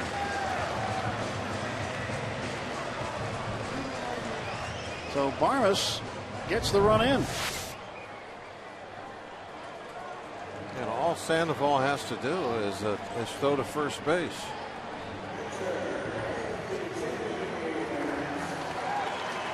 Casey avoiding the tag, not running too far out of the baseline and doing so.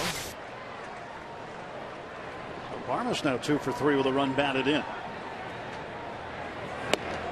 A.J. Burnett, who was 1 for 2 with his first run batted in 7 seasons. McGee at third. You know, another reason, for Sandoval not to do that. What if McGee would have just stopped and started to go back to second base, and get in a rundown? Jones scores before he's tagged, run counts. I mean, that's just a silly play.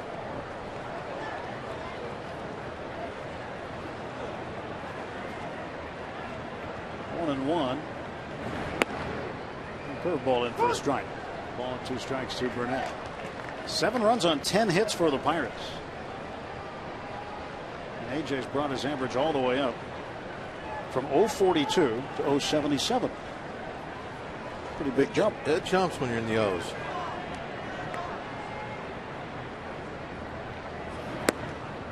AJ strikes out. Pirates leave 2, get another on 3 hits. Pirates with 7 on the board against the Giants.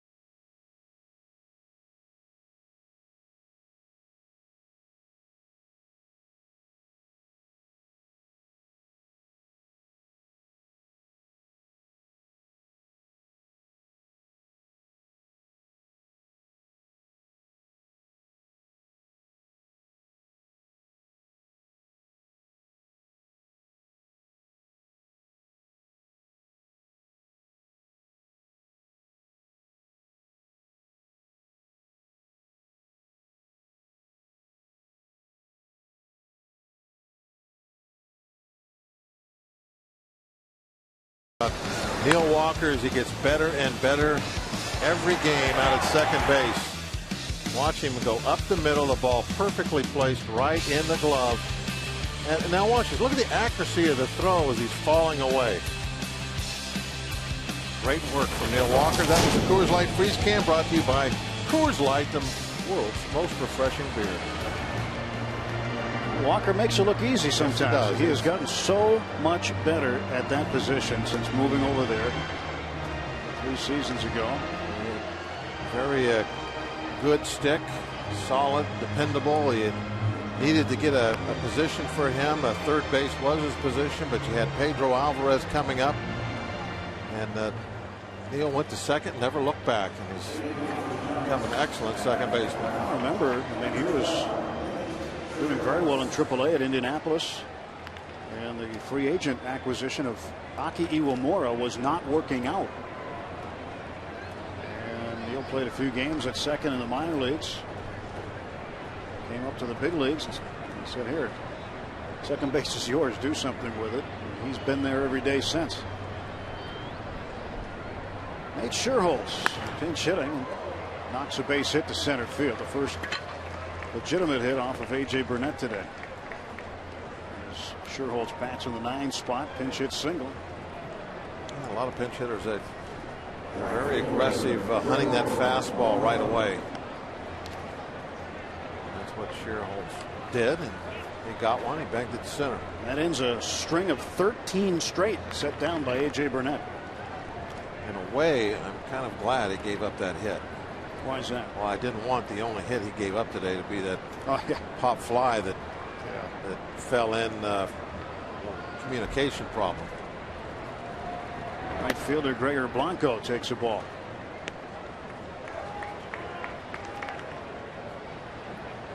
Still some baseball to be played, though. We played 5 innings. Long way to go. In the top of the 6th, 1 on, nobody out.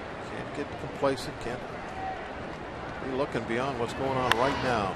Blanco pops it up left side. Barnes chasing it, calling for it, and he's got it this time. Same spot where Cabrera hit his, but this time Barnes takes control and records the out. Well, we want you to be a part of tonight's Pirates postgame show. text your comments on the Pirates to 412-412. And then tune into the postgame show. It's your turn to root for the Buccos. 412-412 message and data rates may apply.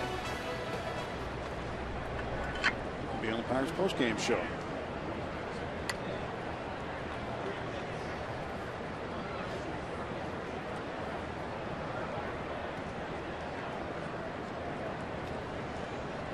So Terrio at the plate, one on, and one out. Terrio takes a strike. He's 0 for 2. Last time up, he had a nice firm ground ball to Barmas at short. That would be just what the doctor ordered right now. Double play.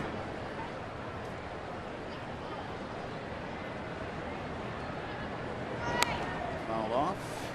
0-2. Well, the Padres will host the Cincinnati Reds a little later this afternoon out west. And the Reds, the team that right now trails the Pirates by a single game in the standings. Pirates win here today. They'll guarantee themselves first place by themselves at the All-Star break. Regardless of what Cincinnati does, you still would like to see San Diego win that game, give the Pirates a 2-game lead at the break, assuming they hang on to this 7-run lead. Yeah, the at the break stuff is just for looks. It's a line of demarcation. So every game, it doesn't matter. You know, we're looking toward the finish line at the end of the season. Every loss Cincinnati gets, that's great. St. Louis also. Don't forget those guys. They're going to be there all the way to the end. St. Louis right now tied with Miami at Busch Stadium, bottom of the fourth, 1-1. You know, and even Milwaukee, don't count those guys out. They're 8 games back, but we've seen what they could do over the last few years, and they could certainly get hot and rip off some wins. Milwaukee trailing Houston 3-1 in the 5th at Minute Maid Park. Terrio down on strikes. Strikeout number 5 for Burnett.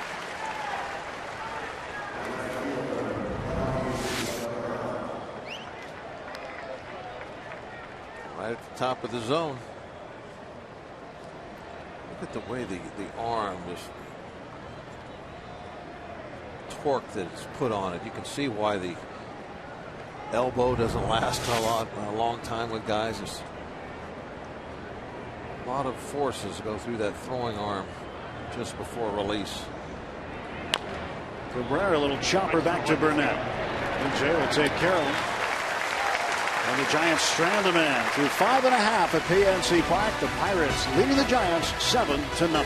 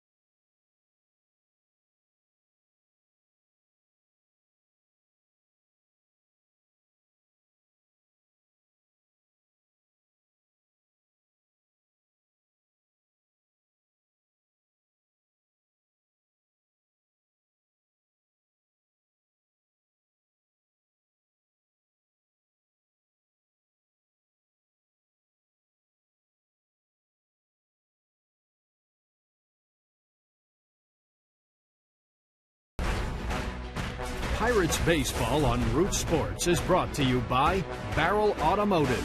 We're driven to be better. by PNC Bank for the achiever in you.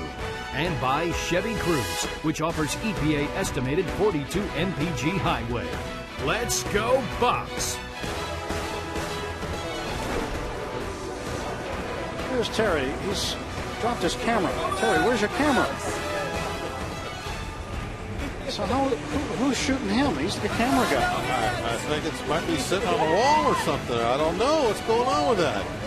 Terry's one of our guys who gets a lot of the great color shots around PNC. A bit of color on that bird. It's a hot day. Taken in the game for free here today. You know, birds don't sweat. They got a pan. Is that right? Yes, that's why they get their mouth open like that. Nate Sherholtz remains in the game, batting ninth and playing right field. A new pitcher is the veteran Brad Penny. Penny to face Drew Sutton. Sutton 0 for 2 with an RBI, a sacrifice fly to right field in the fourth. Penny tried his luck in Japan. Things didn't work out for him there. Back here in the U.S. pitching for the Giants. Former starter now coming out of the San Francisco bullpen. He had one appearance in Japan. Not working out kind of puts it mildly. A short stint. Yeah. That's a long way to fly. To pitch one game. Pitch one game. 3 innings. And Sutton loops one back a short, but there's Crawford there to take it away. And Sutton 0 for 3. How about Neil Walker? He's a triple away from the cycle now. As he doubles in his first at bat, he got the ride home for free on the home run by McCutchen. Then took care of business himself. Right up into the bushes. And in the fourth inning, an RBI single to center. Well, we got a 7-run lead right now. If he hits a gapper or down the line, just run to third. No matter what anybody says, run to third. Well, he's raised his average 7 points up to 287 today. And Walker fouls the first pitch off. Run to third. Do not stop. Look at that. Great shot on the AGH cam. Bird says they're starting the inning. I'm out of here. Yep. He knows that that's where the foul balls come.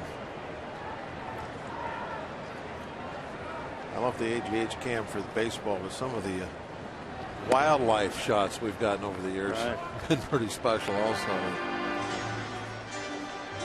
Darrell Ward had the last cycle back in 2004. What was it we saw? When we had the dragonfly in flight?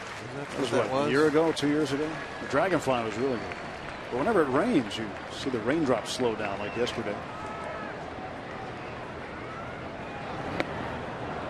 1-2 now to Walker.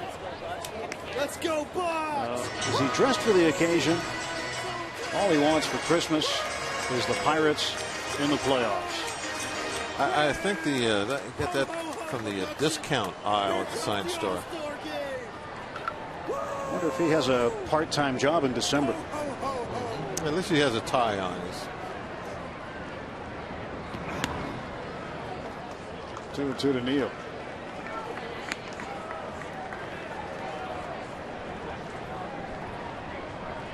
Good to see Neal continuing to climb. His 22nd multi-hit game this afternoon.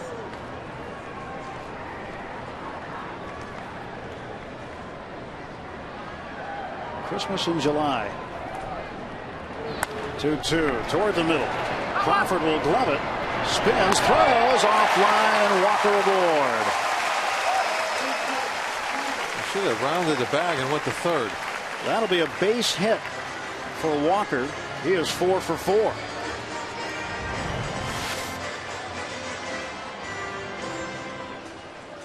I don't think he could have turned this into a triple. This one would have been just round it, keep going. Yeah, well, they might have got him a second. Yeah, you're probably right.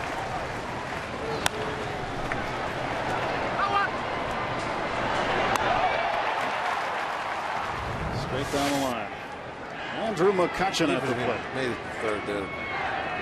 Probably still want to game 3. Pitch from Penny to McCutchen is inside. Would have been one of those pesky errors.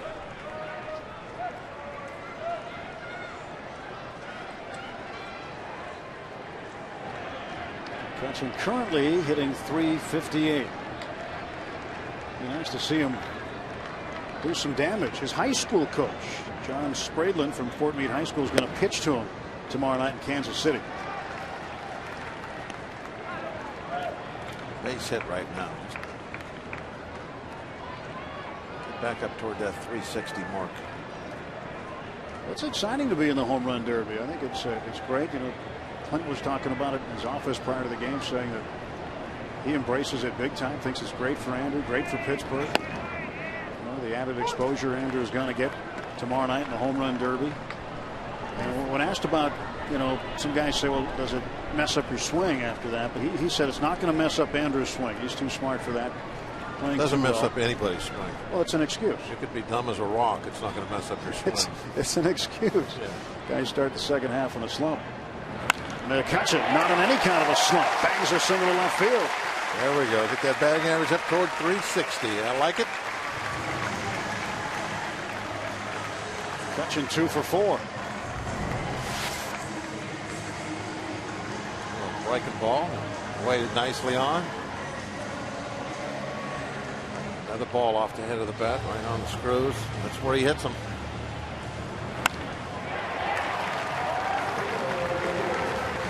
He doesn't use that handle very often, does he?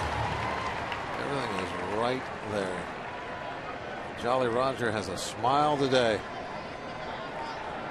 Jolly Roger's been smiling a lot lately.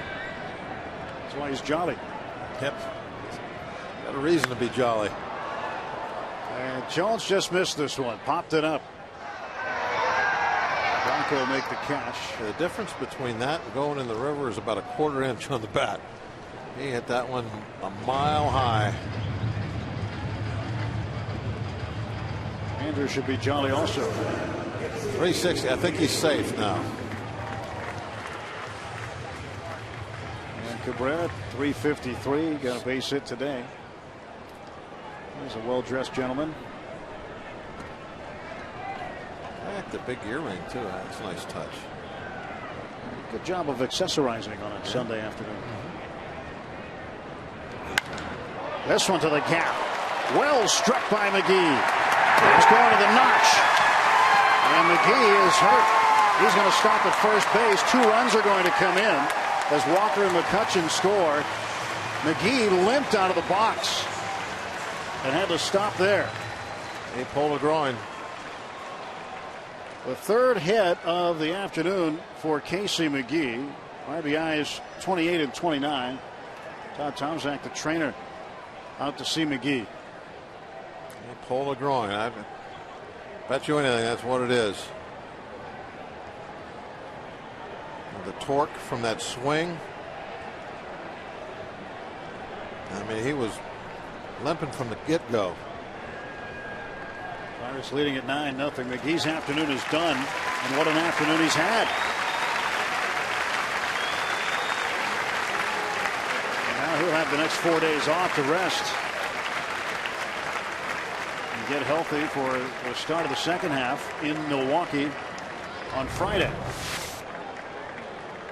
Let's see if we can see exactly what he does when he comes out of the box. Oh yeah, right from his very first step he was limping. He had to have done something on that swing. Now, I see where he was pointing to the groin area. I guarantee a little twinge in there. Let's just hope it's not serious, and 3 or 4 days off will get it feeling a little bit better. Marcus Hernandez come out to pinch run now. Walker and McCutchen came in, making it a 9-0 game. Pirates with 14 hits as they are teeing off on Giants pitching.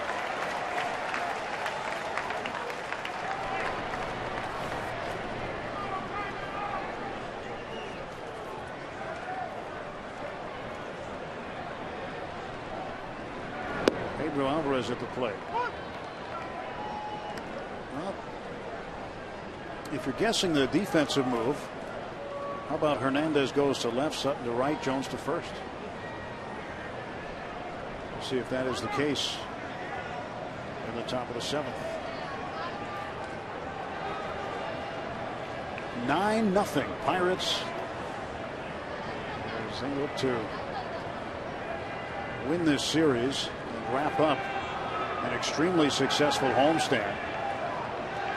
Looking to win 6 of the 7 games on this homestand heading into the break. Giants have lost 6 of their last 8 games, 9 of their last 13 on the road. Pedro takes low. Alvarez looking for his first hit this afternoon. He's 0 for 3.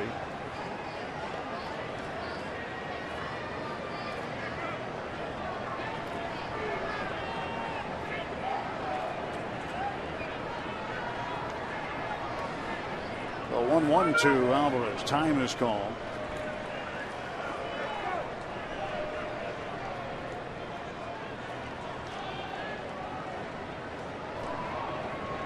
Email the broadcast on Root Sports Game Connect. Craig and Shadyside.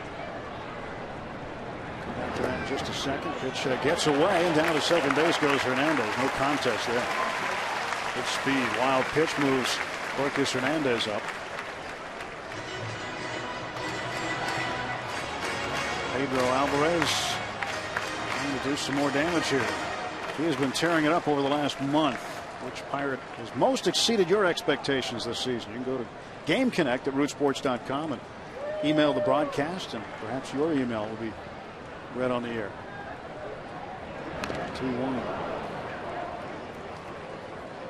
Game Connect, very neat. Not only can you email us here on the broadcast, but you can communicate with other Pirates fans via Twitter. You know, we throw some other names out there. Well, how about James McDonald pitching the way he has at this point? I mean, that's got to be you know, up there, pretty important to have them doing that. I mean, I really think that, you know, nobody could have thought that he had that kind of abilities where he would become just a shutdown pitcher right from the get-go this season. He certainly has an opportunity to get into the All-Star game this year. On to the second. That's off the glove of Terrio. Around third comes Hernandez. Throw to the plate high. And the Pirates in double digits, 10-0. Down to second, Alvarez. And the wheel has definitely fallen off the cart for the San Francisco Giants. Yeah, that'll about do it. I think right now they're thinking about having 4 days off or 3 days off. Terrio tried to make up, but just sailed that one all the way to the limestone in the back. Hernandez has a great speed. So he just turned it on right there as he got around third base. Goes wide. The hand right across the middle of the plate.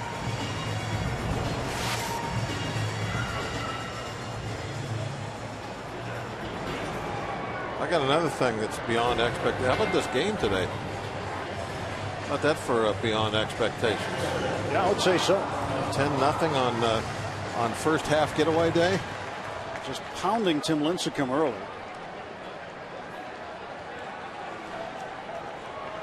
And also exceeding expectations. Bob Walk delivering 2 thoughts at once.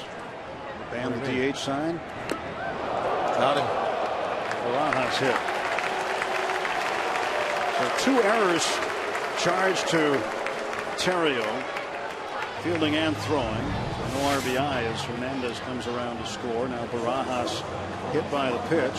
First and second, 2 outs. Just barely nicked him. In fact, the ball went fairly straight into the glove. Well, it was pretty funny. You had the sign up there and just kept talking about whatever point you were making.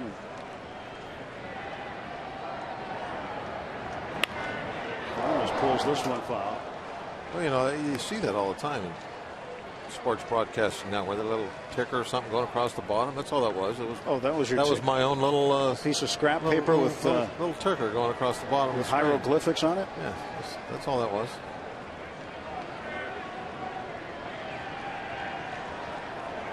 Nothing in 1 to Barmes. Barmes doing a good job with the stick today. 2 for 3. Another email the broadcast. Bob in Lockhaven. James McDonald, biggest improvement from last year. He has become one of the top pitchers in the Pirates rotation. Don't kid yourself. He's one of the top pitchers in the National League. Obviously, I agree. I just was, talking about that I knew he had a high ceiling, but I had no expectations that he would be what he is right now, just a shutdown guy. So when you think about all the stuff we're talking about, can't wait for the second half. Get these next 3 days over with. Farmer strikes out. Pirates put up 3 more and lead the Giants 10-0.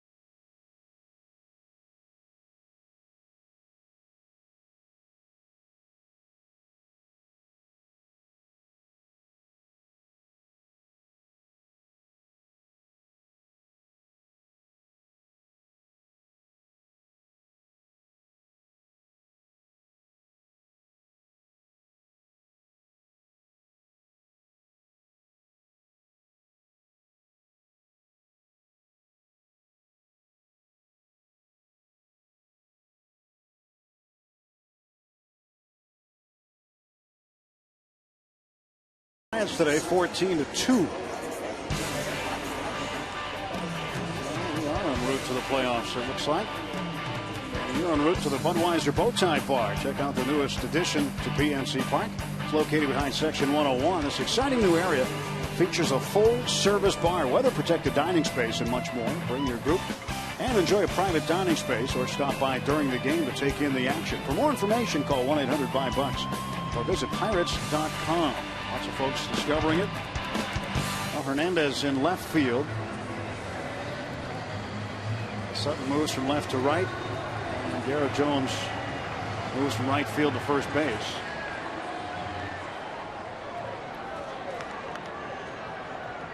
Jones changes gloves.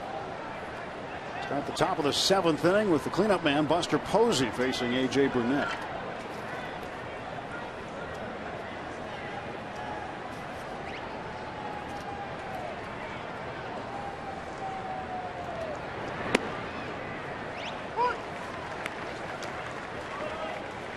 Balls in, 1 strike.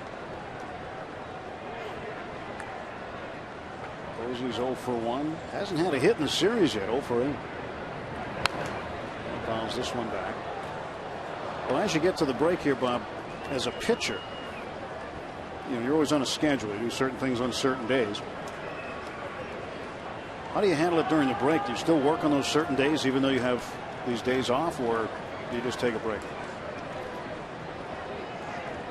Well, since I didn't attend many All-Star games, I had plenty of time to ponder that. I thought I was asking the right guy. You did. You asked the right guy. No, I didn't even think about touching a baseball. Usually on that 3rd day, they would force you to play some catch or something. No, you want to get away from the game. It's a long season. You're throwing a lot of innings. Let that arm just rest a couple of days. James McDonald will start the second half Friday against Milwaukee, as the Pirates have shifted up their rotation for the second half. James pitching great. No reason not to move him forward. Get your best guys pitching as often as you can, and get James up there. AJ, he's moved up a couple of spots. Makes all the sense in the world to do that.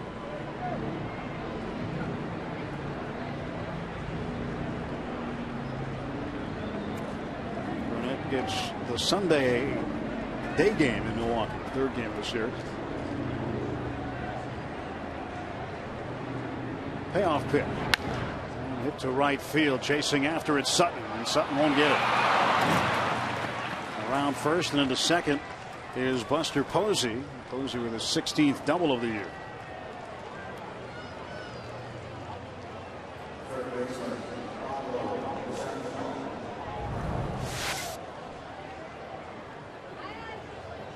Oh, hit pretty good that way by Posey.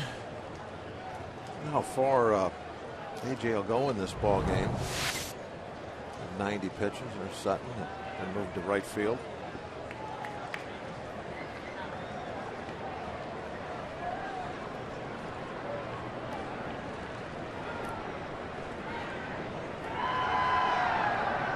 Pablo Sandoval 0 for 2. Swing and a miss.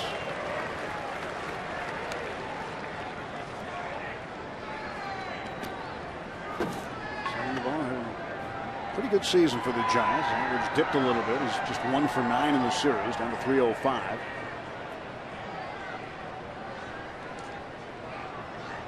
Here comes the 0-1. It's upstairs and outside.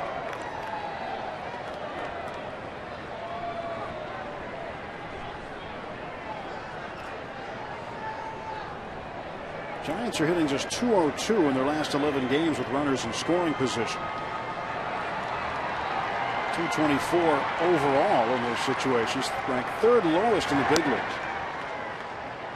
Just ahead of San Diego, who is the lowest hitting team by average with runners in scoring position. The Padres hitting .213, and the Cubs at .224. Same as the Giants. Here's Bochy, the manager of the National League All-Star team a year ago. Did he go? They want the appeal, and Tim Wilkie won't give it to him.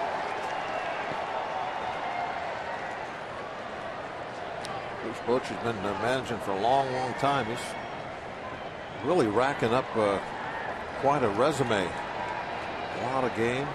A lot of successful seasons. He's been a long time in the San Diego Padres organization. Successful years in San Diego. San Diego's a tough place to win at.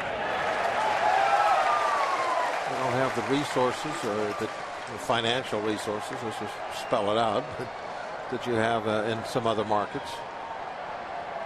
San Diego perhaps looking for some new ownership. There's been stories out of Southern California that even the former Dodger owners, the O'Malley family, may have an interest, according to published reports. Here's a 3-2. Pop backing out of play. Former Padre Tony Gwynn reportedly involved in a group that is supposed to be putting an offer together. AJ's thrown 90, 54 for strikes. Pitching here in the top of the 7th inning. Action in the Pirates bullpen now. You might think this would be the last inning for him, no matter what happens. Brad Lincoln loosening up. 10-0. Why push things? Well struck to center field. McCutchen back to the wall. It is gone. A home run for Sandoval. His 8th of the season, and the Giants get on the board late. It's 10-2. AJ upset. He really snatched that ball back from the umpire. Posey the double, and now Sandoval the home run, and the Giants have broken through. 2 hits in the inning. That's as many hits as they've had the entire game up until this inning. Ray Searage is going to maybe come out. He was on the dugout steps, but he's gone back to his regular spot.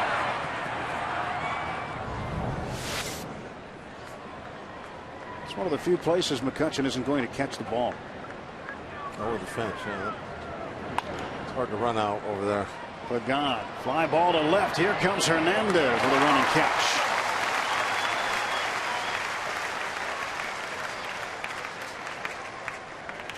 Take a look at Game Connect at rootsports.com. 5 left. Average number of pitches this season, 96, so he's actually down to 4. They just counted that one. Once he gets over his average, the glass on the gas gauge will break. See, I think they need to make everybody has a little reserve tank. Shouldn't break right away. That's an adjustment that they have to make.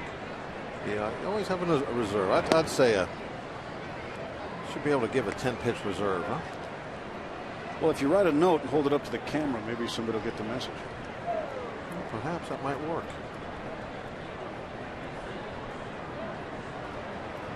One over to Hector Sanchez. 1 ball, 1 strike now.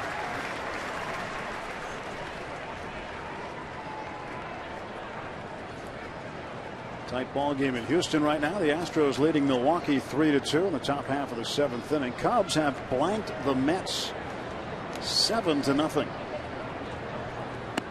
How about this? I have another idea for it. How about the tank is on E when you've reached the most pitches that pitcher has thrown all year? Okay. And have that for an empty instead of the average. Baseball's thinking man, Bob Watt, with another idea. Swing and strike. See, Bob always comes up with ideas, folks. And you know, we talk to him on the plane or the bus or whatever at the ballpark, and he's got these great ideas. The bus is always my favorite. Yeah. We have some great bus rides. That's and for sure. He comes up with super ideas, only to find out somebody else has already patented the idea. But they make sense. Yeah, well, that's why somebody else makes you think about stuff, you know. 2 balls, 2 strikes to Sanchez. He's 3-2.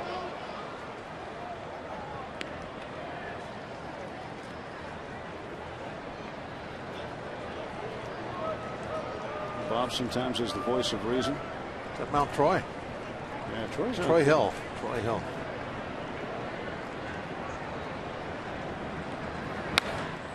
Foul ball, hit hard. Down by the bow tie bar.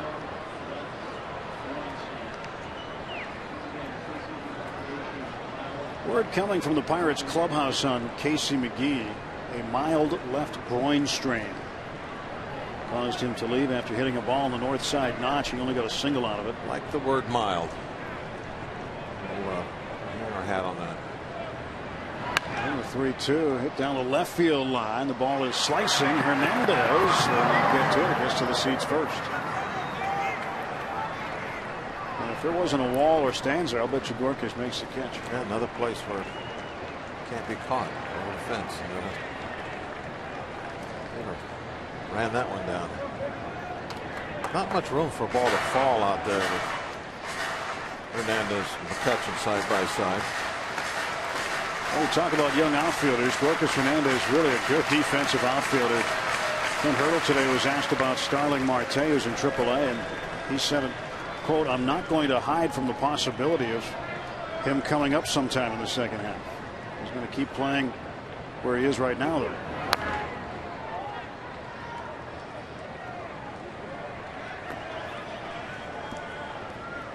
We talked about it earlier in the game. You know, you don't think about things in spring training. Who'd have thought that on July 8th, Drew Sutton would be the leadoff hitter?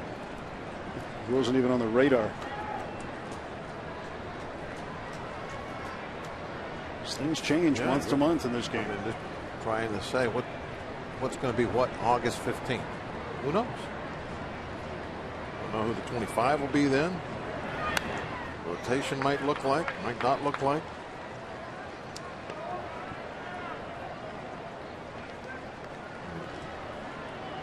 Pretty sure that there will be some changes.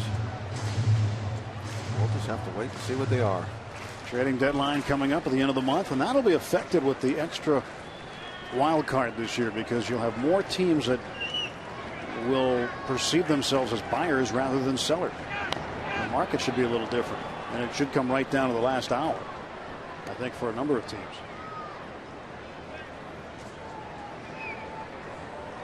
And when Clint was asked today about whether or not the team is still looking for help. He says, you're always looking to get better. Always looking to improve the ball club any way you can. So he wouldn't rule anything out. 3-2 again to Sanchez. And paid the price on that foul ball.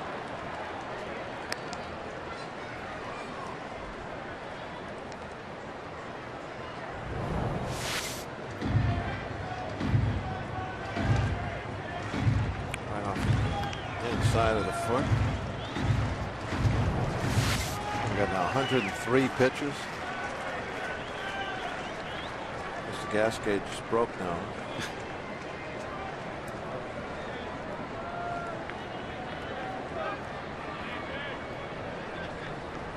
I understand that. Let's see. The gas gauge is not broke yet. Maybe it does have a built-in reserve. Missed with that one. He walked him. One out walk. Another base runner for the Giants here in the top half of the 7th, and that's going to be it for AJ. Brad Lincoln ready in the bullpen. And it hasn't broke yet. It does have a reserve tank. Yeah. That's perfect. So 104, and AJ Burnett is going to get a standing ovation as he leaves this ball game. He has scattered 4 hits today, given up 2 runs. The really only single blemish was the home run by Sandoval. And AJ Burnett in line to win his 10th game. And for the second time in AJ Burnett's career, as he acknowledges the crowd, he'll have won 10 games prior to the All-Star break. The chance of AJ. Here it's an 8-run lead.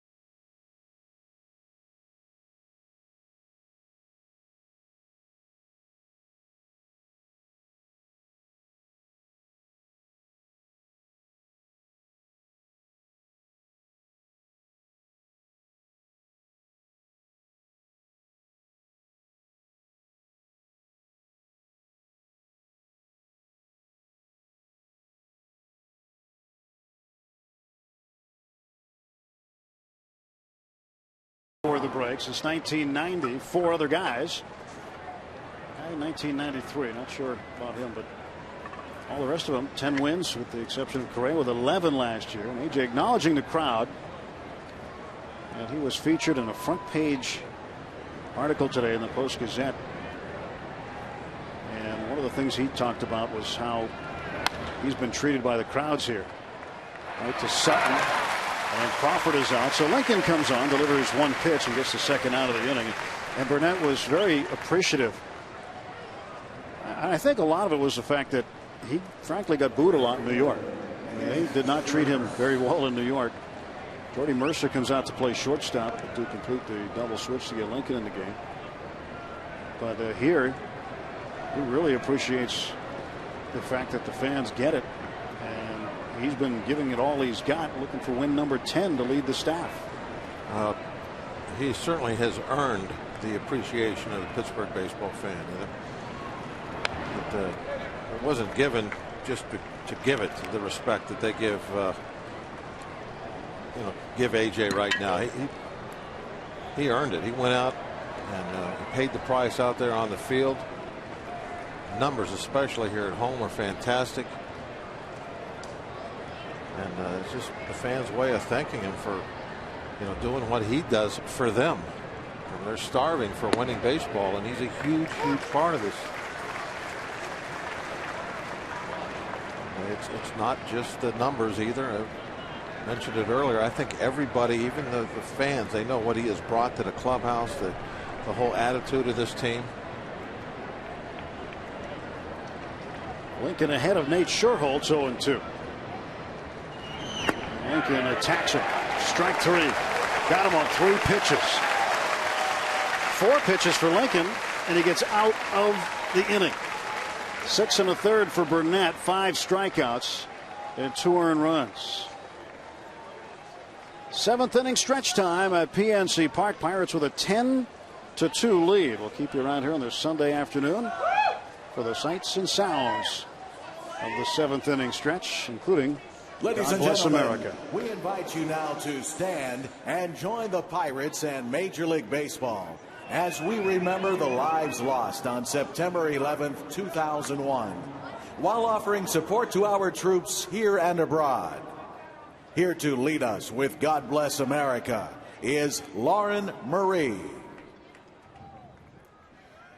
God bless America, land that I love.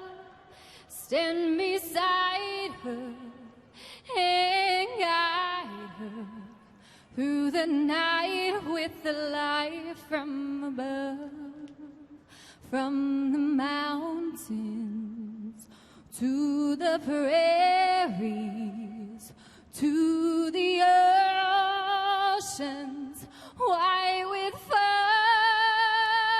God bless America, my home sweet home. God bless America, my home sweet home.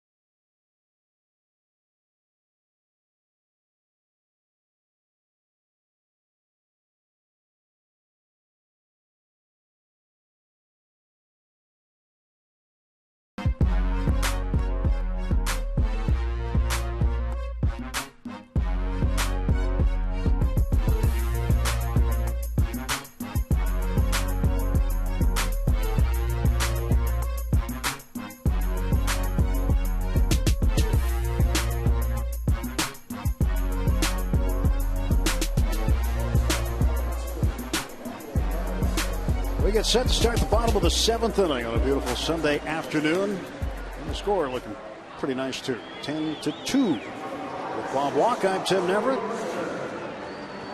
And Neil Walker. Beg your pardon, Jordy Mercer is going to lead off here.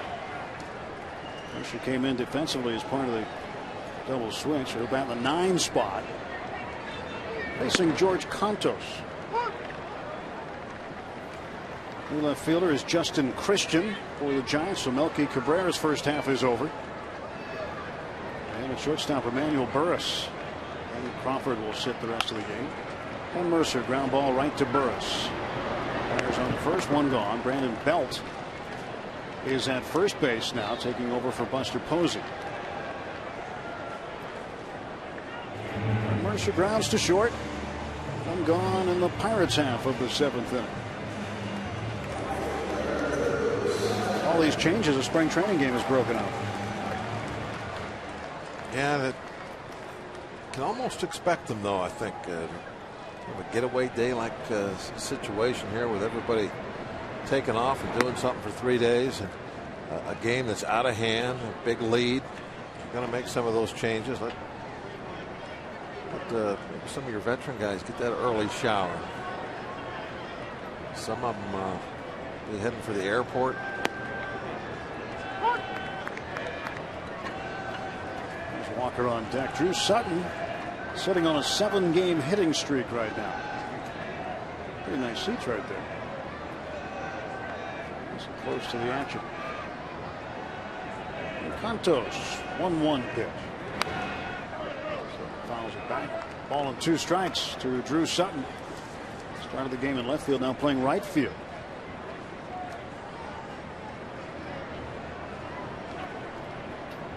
Glenn Hurdle heading out right after the game. He and his family heading to Breckenridge, Colorado, where he used to have a home. And they'll spend a couple of days up in the mountains. 1-2 pitch. Strike 3 called. And Sutton down on strikes. Time for our Coors Light Cold Hard Blast. And we go to the 3rd inning with Neil Walker. It's a cold-blooded home run right here. Deep to center field into the shrubbery. And that's our Cold Hard Blast, brought to you by Coors Light, the world's most refreshing beer.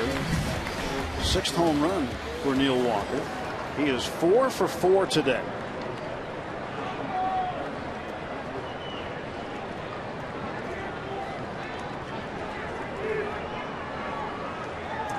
Hit a gapper and don't stop. Hit it in the corner. Just a triple away from the cycle. We say just a triple. That's usually the one you need to get out of the way early. It's the hard one. But what you need, you got to have the. Basically, you're going to hit a double and you're going to just force them to throw you out. What you got to do. Contos pitch inside. 1 ball and 1 strike. McCutchen on deck.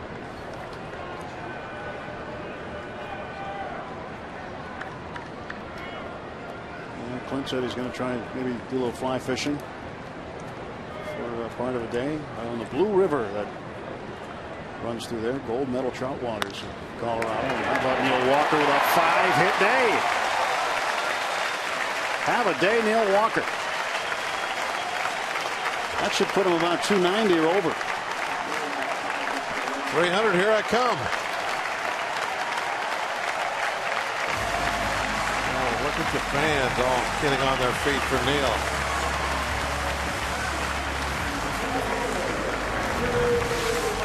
What a great way to end this first half. That ties a career high for Neil. 5-hit game. 15 hits now for the Bucks. And Walker has a 3rd of them.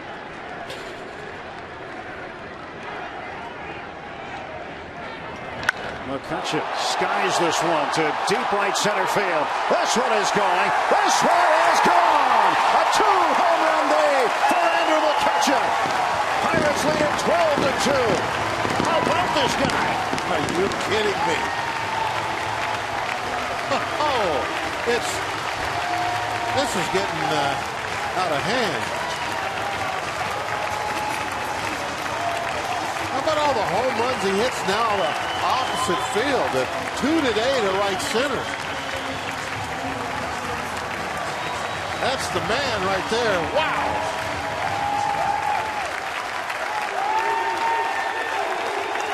Fans want a curtain call.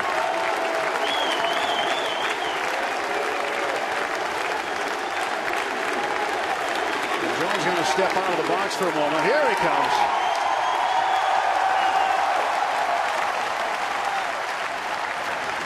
Let's see if he'll hit some of those tomorrow night in Kansas City.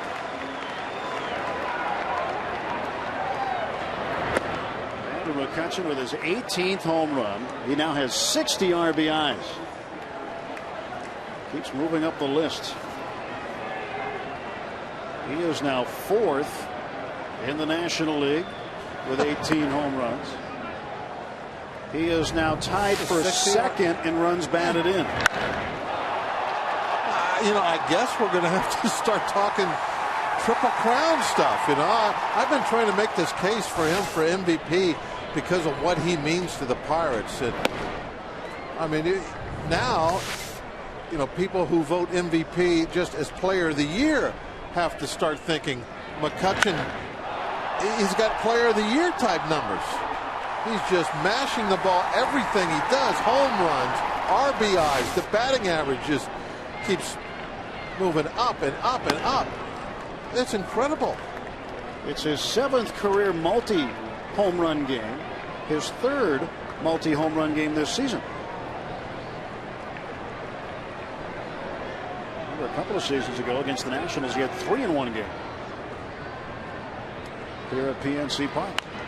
Jones fouls it off, and the count will go full at 3-2. I am absolutely speechless now about trying to, you know, find stuff to say about Andrew McCutchen. I mean, it really is hard to put it into perspective, the kind of season that he's having. And if you haven't seen him play in person, don't cheat yourself. You've got to see him play. This guy is something else. And down on strikes goes Jones. But Andrew McCutchen brings them to their feet once again at PNC Park. Hammers it to the opposite field, his 2nd home run of the ball game. McCutchen 3 out of 5, and the Pirates with a 12-2 lead heading to the 8th.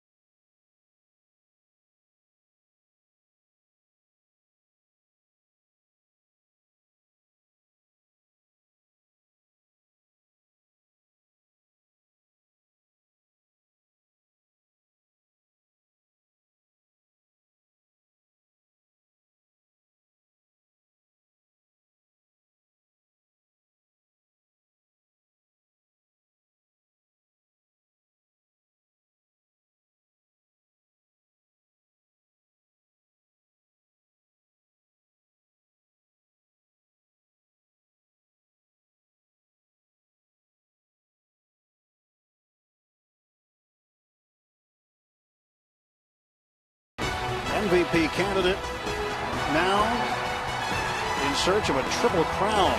His numbers continuing to climb. He leads the league in batting average, and he is in the top 4 in home runs and in the top 2 in runs batted in the National League.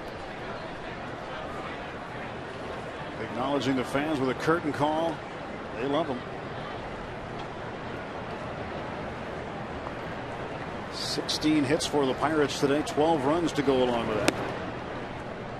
Now Brad Lincoln delivering to Justin Christian. Cabrera out of the game, so he's not going to climb anymore. McCutchen is season high at 362. And Christian hits this one well to left field. On the run, Brooke is Hernandez, and he will leap and make the catch. Absolutely terrific catch by Gorkis Hernandez. Well, when he's out in left field, it's kind of like the dead zone out there, isn't it?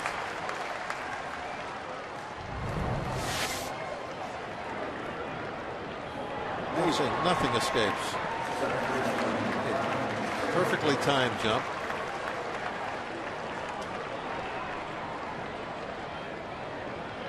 This guy is a big league defender. We've heard for a couple years now about his defensive prowess and how it's just about unmatched, and he hadn't been up here very long. A couple short stints, and we've already seen it is certainly true. He is upper echelon when it comes to his defense in the outfield. Got a good arm, it's accurate, great jumps on the ball, superior speed. Think about the speed and the ground that can be covered from center field to left field with Hernandez playing next to McCutchen. Drew Sutton, not a natural outfielder, he's more of a natural infielder, but playing in the outfield.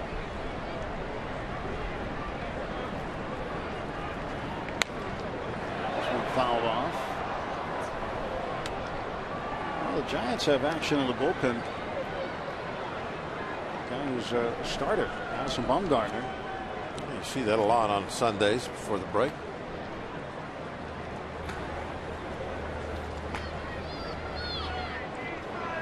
What I used to hate was occasionally I was in the bullpen, and when I was in the bullpen, it was usually like a long guy, There'd be all hands on deck on Sundays, and they'd send some a starter, maybe two down there, and they'd get in the game before I would. I never liked that. I'm like, hey, you guys should just be for emergency. I mean, taking my innings away from me. I don't get to pitch very often anyway. But I guess your manager didn't want to see you pitch that day. I guess not.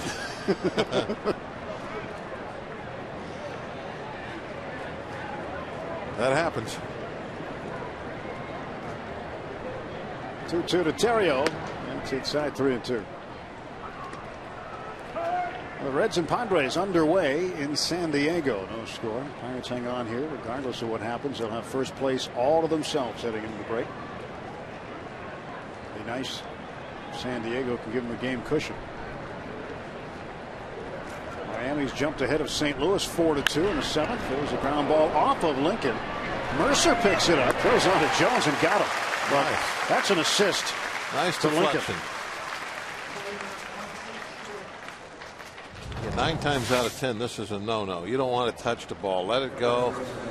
Somebody back there is going to catch it, and if you touch it, it almost always ends in a base hit. This time, it was the opposite. That ball looked like it was going to make center field. Nice deflection right to Mercer. Everything's just going right today. Hope it all continues in the second half. Brandon Belt first ball swinging. Here's Walker. And Brad Lincoln with a tidy 1-2-3 inning. Ed Hurdle likes what he sees, a 10-run lead.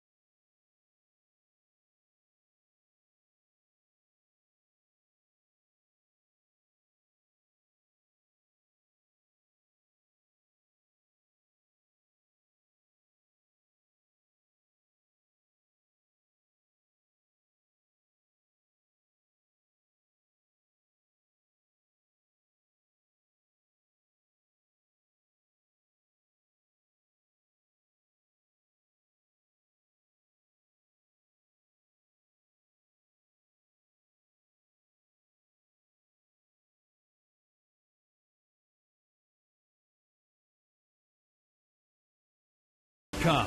By AT&T, the nation's largest 4G network. AT&T, rethink possible.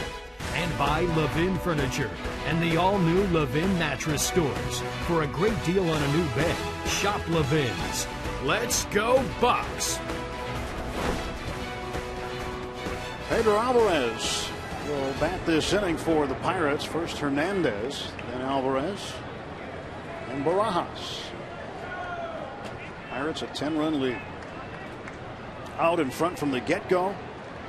And haven't taken their feet off the gas. Andrew McCutchen, 3 for 5, 2 home runs, 4 runs batted in. Neil Walker, 5 hits today, 3 singles, a double, and a home run. Second time he's done that in his career.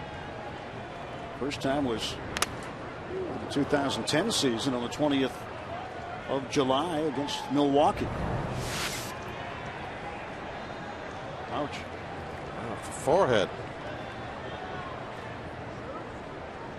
Staggered him. Just about. He's going to go back on his backside. He needs a standing 8 count. Yes, he needs a little, get to a neutral help. Hector Sanchez starting today. Now he's Alan Porter called the trainer out. He didn't like what he was seeing. Alan Porter, home plate umpire, he called time and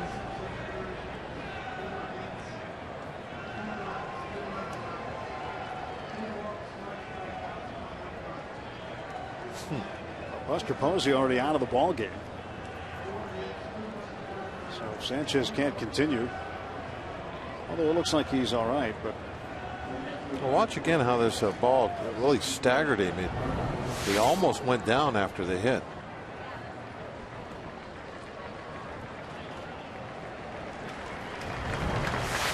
I guess we won't see that. Or technical difficulty. Let's try again.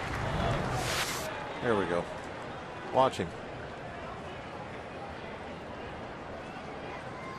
He had to be kind of caught there by Porter. And Porter was buying him some time and apparently didn't like what he looked. I want the trainer to take a look just to be on the safe side. I think that was really overlooked for years and years. Catchers, those blows to the head, concussion syndromes.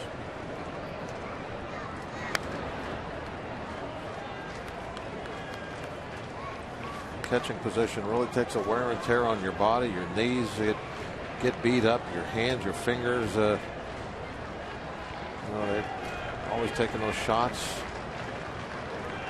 Foul tips. If you catch for any length of time, you're going to have some problems at the end. Lucas Hernandez flies to center for the first out of the bottom of the 8th inning. Fourth. A lot of work of late catching behind the plate because Barajas got a little banged up. There's Rod grabbing the bat, coming out on deck. His knee hit a little bit, and so it was Philadelphia, wasn't it? Yeah, Jimmy Rollins got him. Play at the plate. Rod had to go on the shelf for a few days. That's not always the baseball that can hit you. The runners can take you out anyway at any time. Buster Posey found that out last year.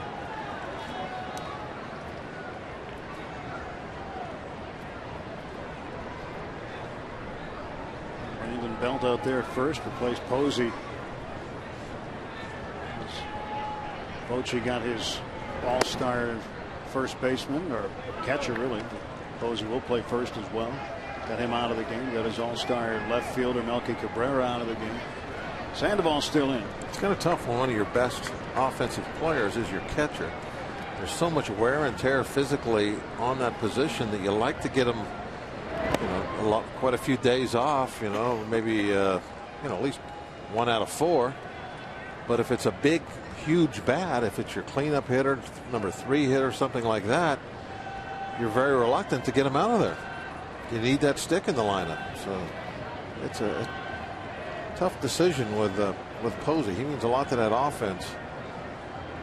So I don't blame him trying to get him at first a little bit. Find another position for him.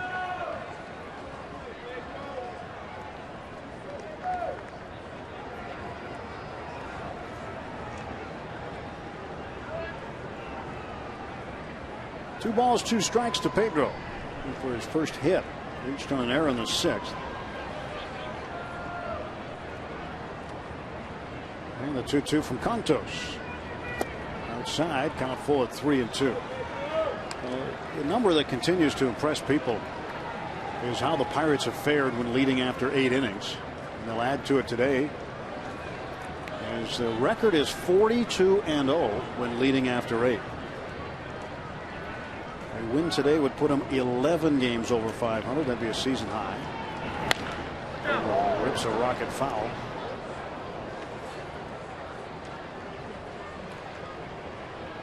And they would continue to add on to the best home record in Major League Baseball, looking to go 29-14.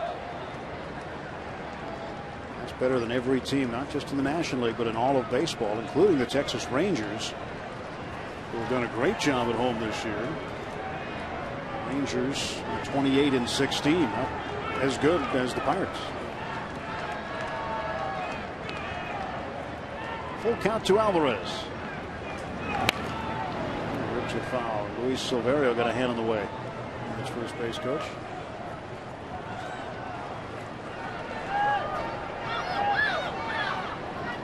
Silverio coming over to the Pirates last year. He'd been a lifer in the Kansas City Royals system as a coach.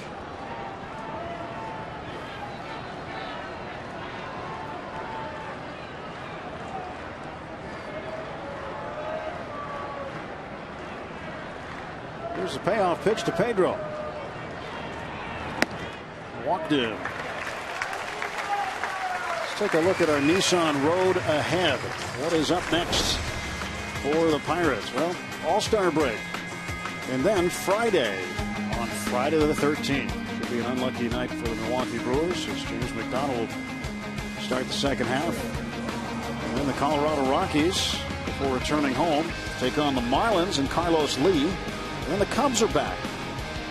And the month will finish out the start of a long road trip. Houston, Chicago, and Cincinnati.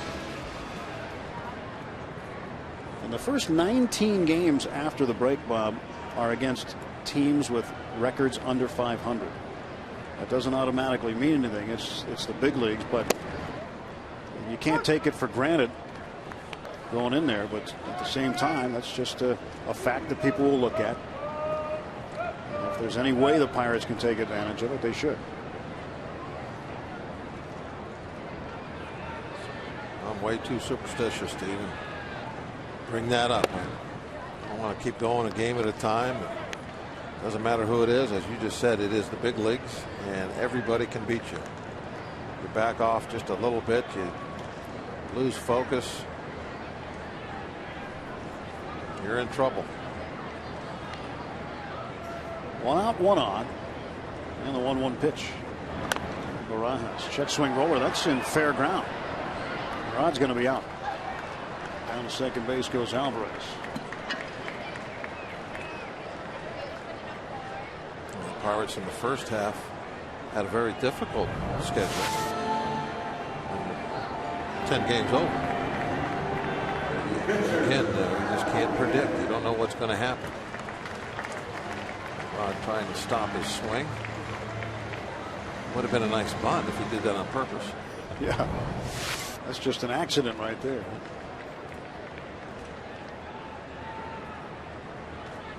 Brad Lincoln gets to swing the bat.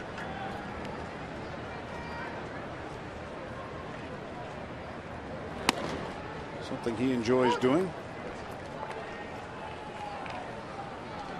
Lincoln this year is just 1 for 12. 1 for 9, beg your pardon. 1 for 9. He scored 2 runs. Alvarez in scoring position at second base. And the 0-1 coming. And Lincoln, a base hit to left field.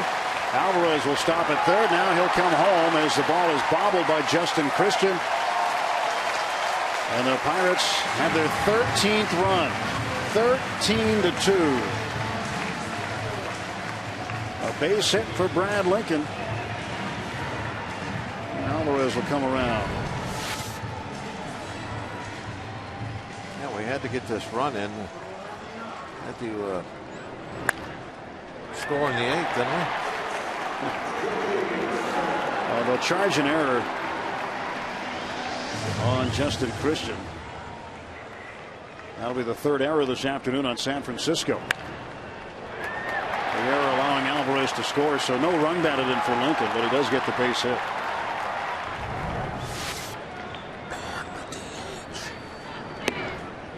What'd you say about the DH? Nothing, I said. I thought I heard that voice from Field of Dreams. You know, if you build it, they'll come. I think I heard it say ban the DH. Is that right?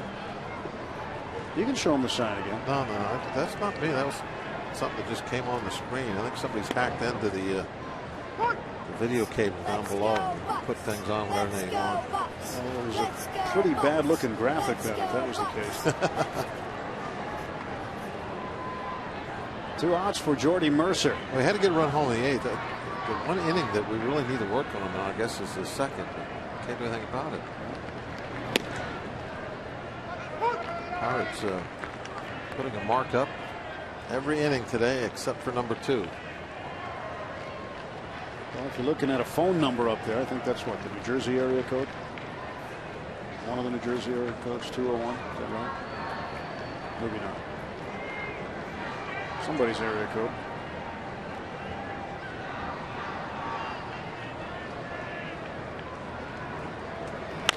Mercer slowly hit ground ball to Burris. Flips on to Terrio. They get the force out of Brad Lincoln. Pirates add another in the 8th. We'll head to the top of the 9th inning. The Pirates lead by 11 runs.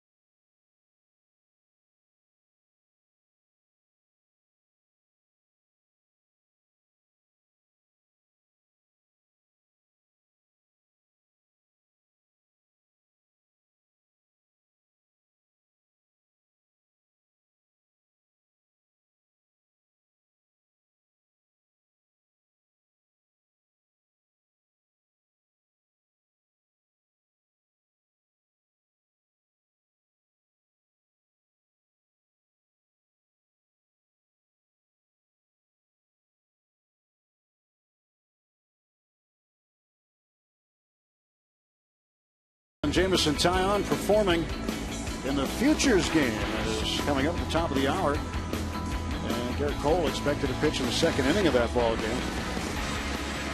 Good numbers with Bradenton and Altoona. 7 and 2, 286 the earned run average, 82 strikeouts. And for Jamison Tyon, 73 strikeouts. He's 5 and 6. But those records can be a bit misleading. That'd be a great experience for those guys. In that ball game tonight, same field that the major leaguers will be playing on in a couple of days.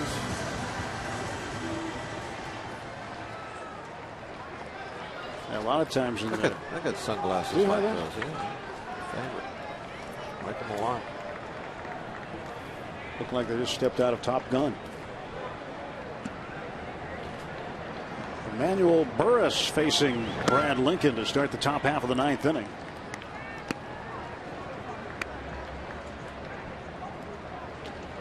Burris hitting .210, no homers, 5 runs knocked in. Burris is shortstop now, swings and skies it to Hernandez in left field, shading the sun, finds a baseball, 1 out and 2 to go. Also down in the minor leagues, keeping an eye on Starling Marte. He's got a 13-game hitting streak right now. And that time hitting .414 with 3 homers and 16 runs batted in. .291 on the season. He is also a pretty good defensive outfielder, but offensively, 52 runs batted in. That's very, very good. And on a winning team, too. The Indians doing a terrific job in first place. They're some great pitching, aren't they? Oh, yeah. They're getting some unbelievable pitching there. Starters have super numbers. Sandoval, 1 ball, no strikes. Pops it up. Pedro Alvarez finds it in foul ground. And the Pirates are an out away from wrapping up this series and the first half.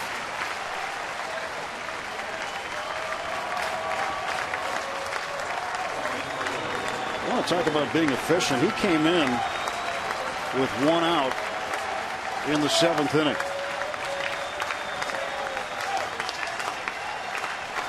And just has 18 pitches thrown.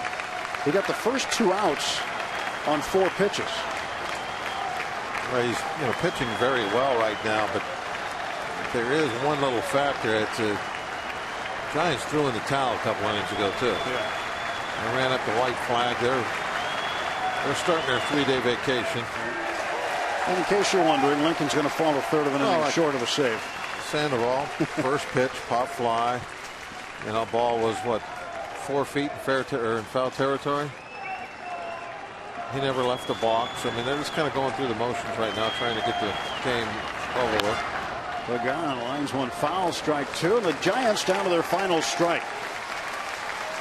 Giants are going to lose their 40th game. They'll go to 46-40, and the Pirates will go to 48-37, 11 games over the 500 mark. It's a season high. They'll have won 6 of the last 7, 10 of the last 12. The 0-2 to Angel Pagan from Brad Lincoln. There it is. The first half in the books. Andrew McCutchen. What a day for him. 2 home runs, 4 runs batted in. Neil Walker 5 for 5. A.J. Burnett wins his 10th game before the All-Star break for the 2nd time in his career. He also goes to 6-0 at home. I don't know if I've ever seen a team put a bigger exclamation point on a first half than the Pittsburgh Pirates did this afternoon. What a job. Pitching, hitting, everything, just tremendous. These guys are ready. He is ready for the home run derby tomorrow night. It's All-Star break time. The team reconvenes for the second half Friday in Milwaukee. But for right now, they're going to enjoy this one, as it's a runaway win today for the Pirates, 13-2. Hurdles Heroes getting it done. Take a look at the updated Central Division standings. Pirates pick up a half game on Cincinnati, who is in action right now, scoreless with San Diego.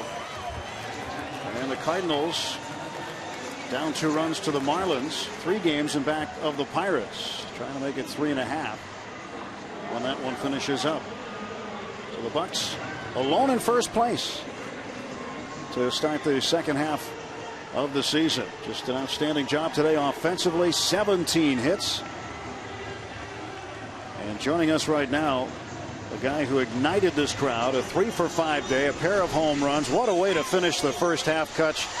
2 home runs today, another multi-home run game. You got to be really proud about how your first half of the season ended. Yeah, man, it's been amazing first half for me.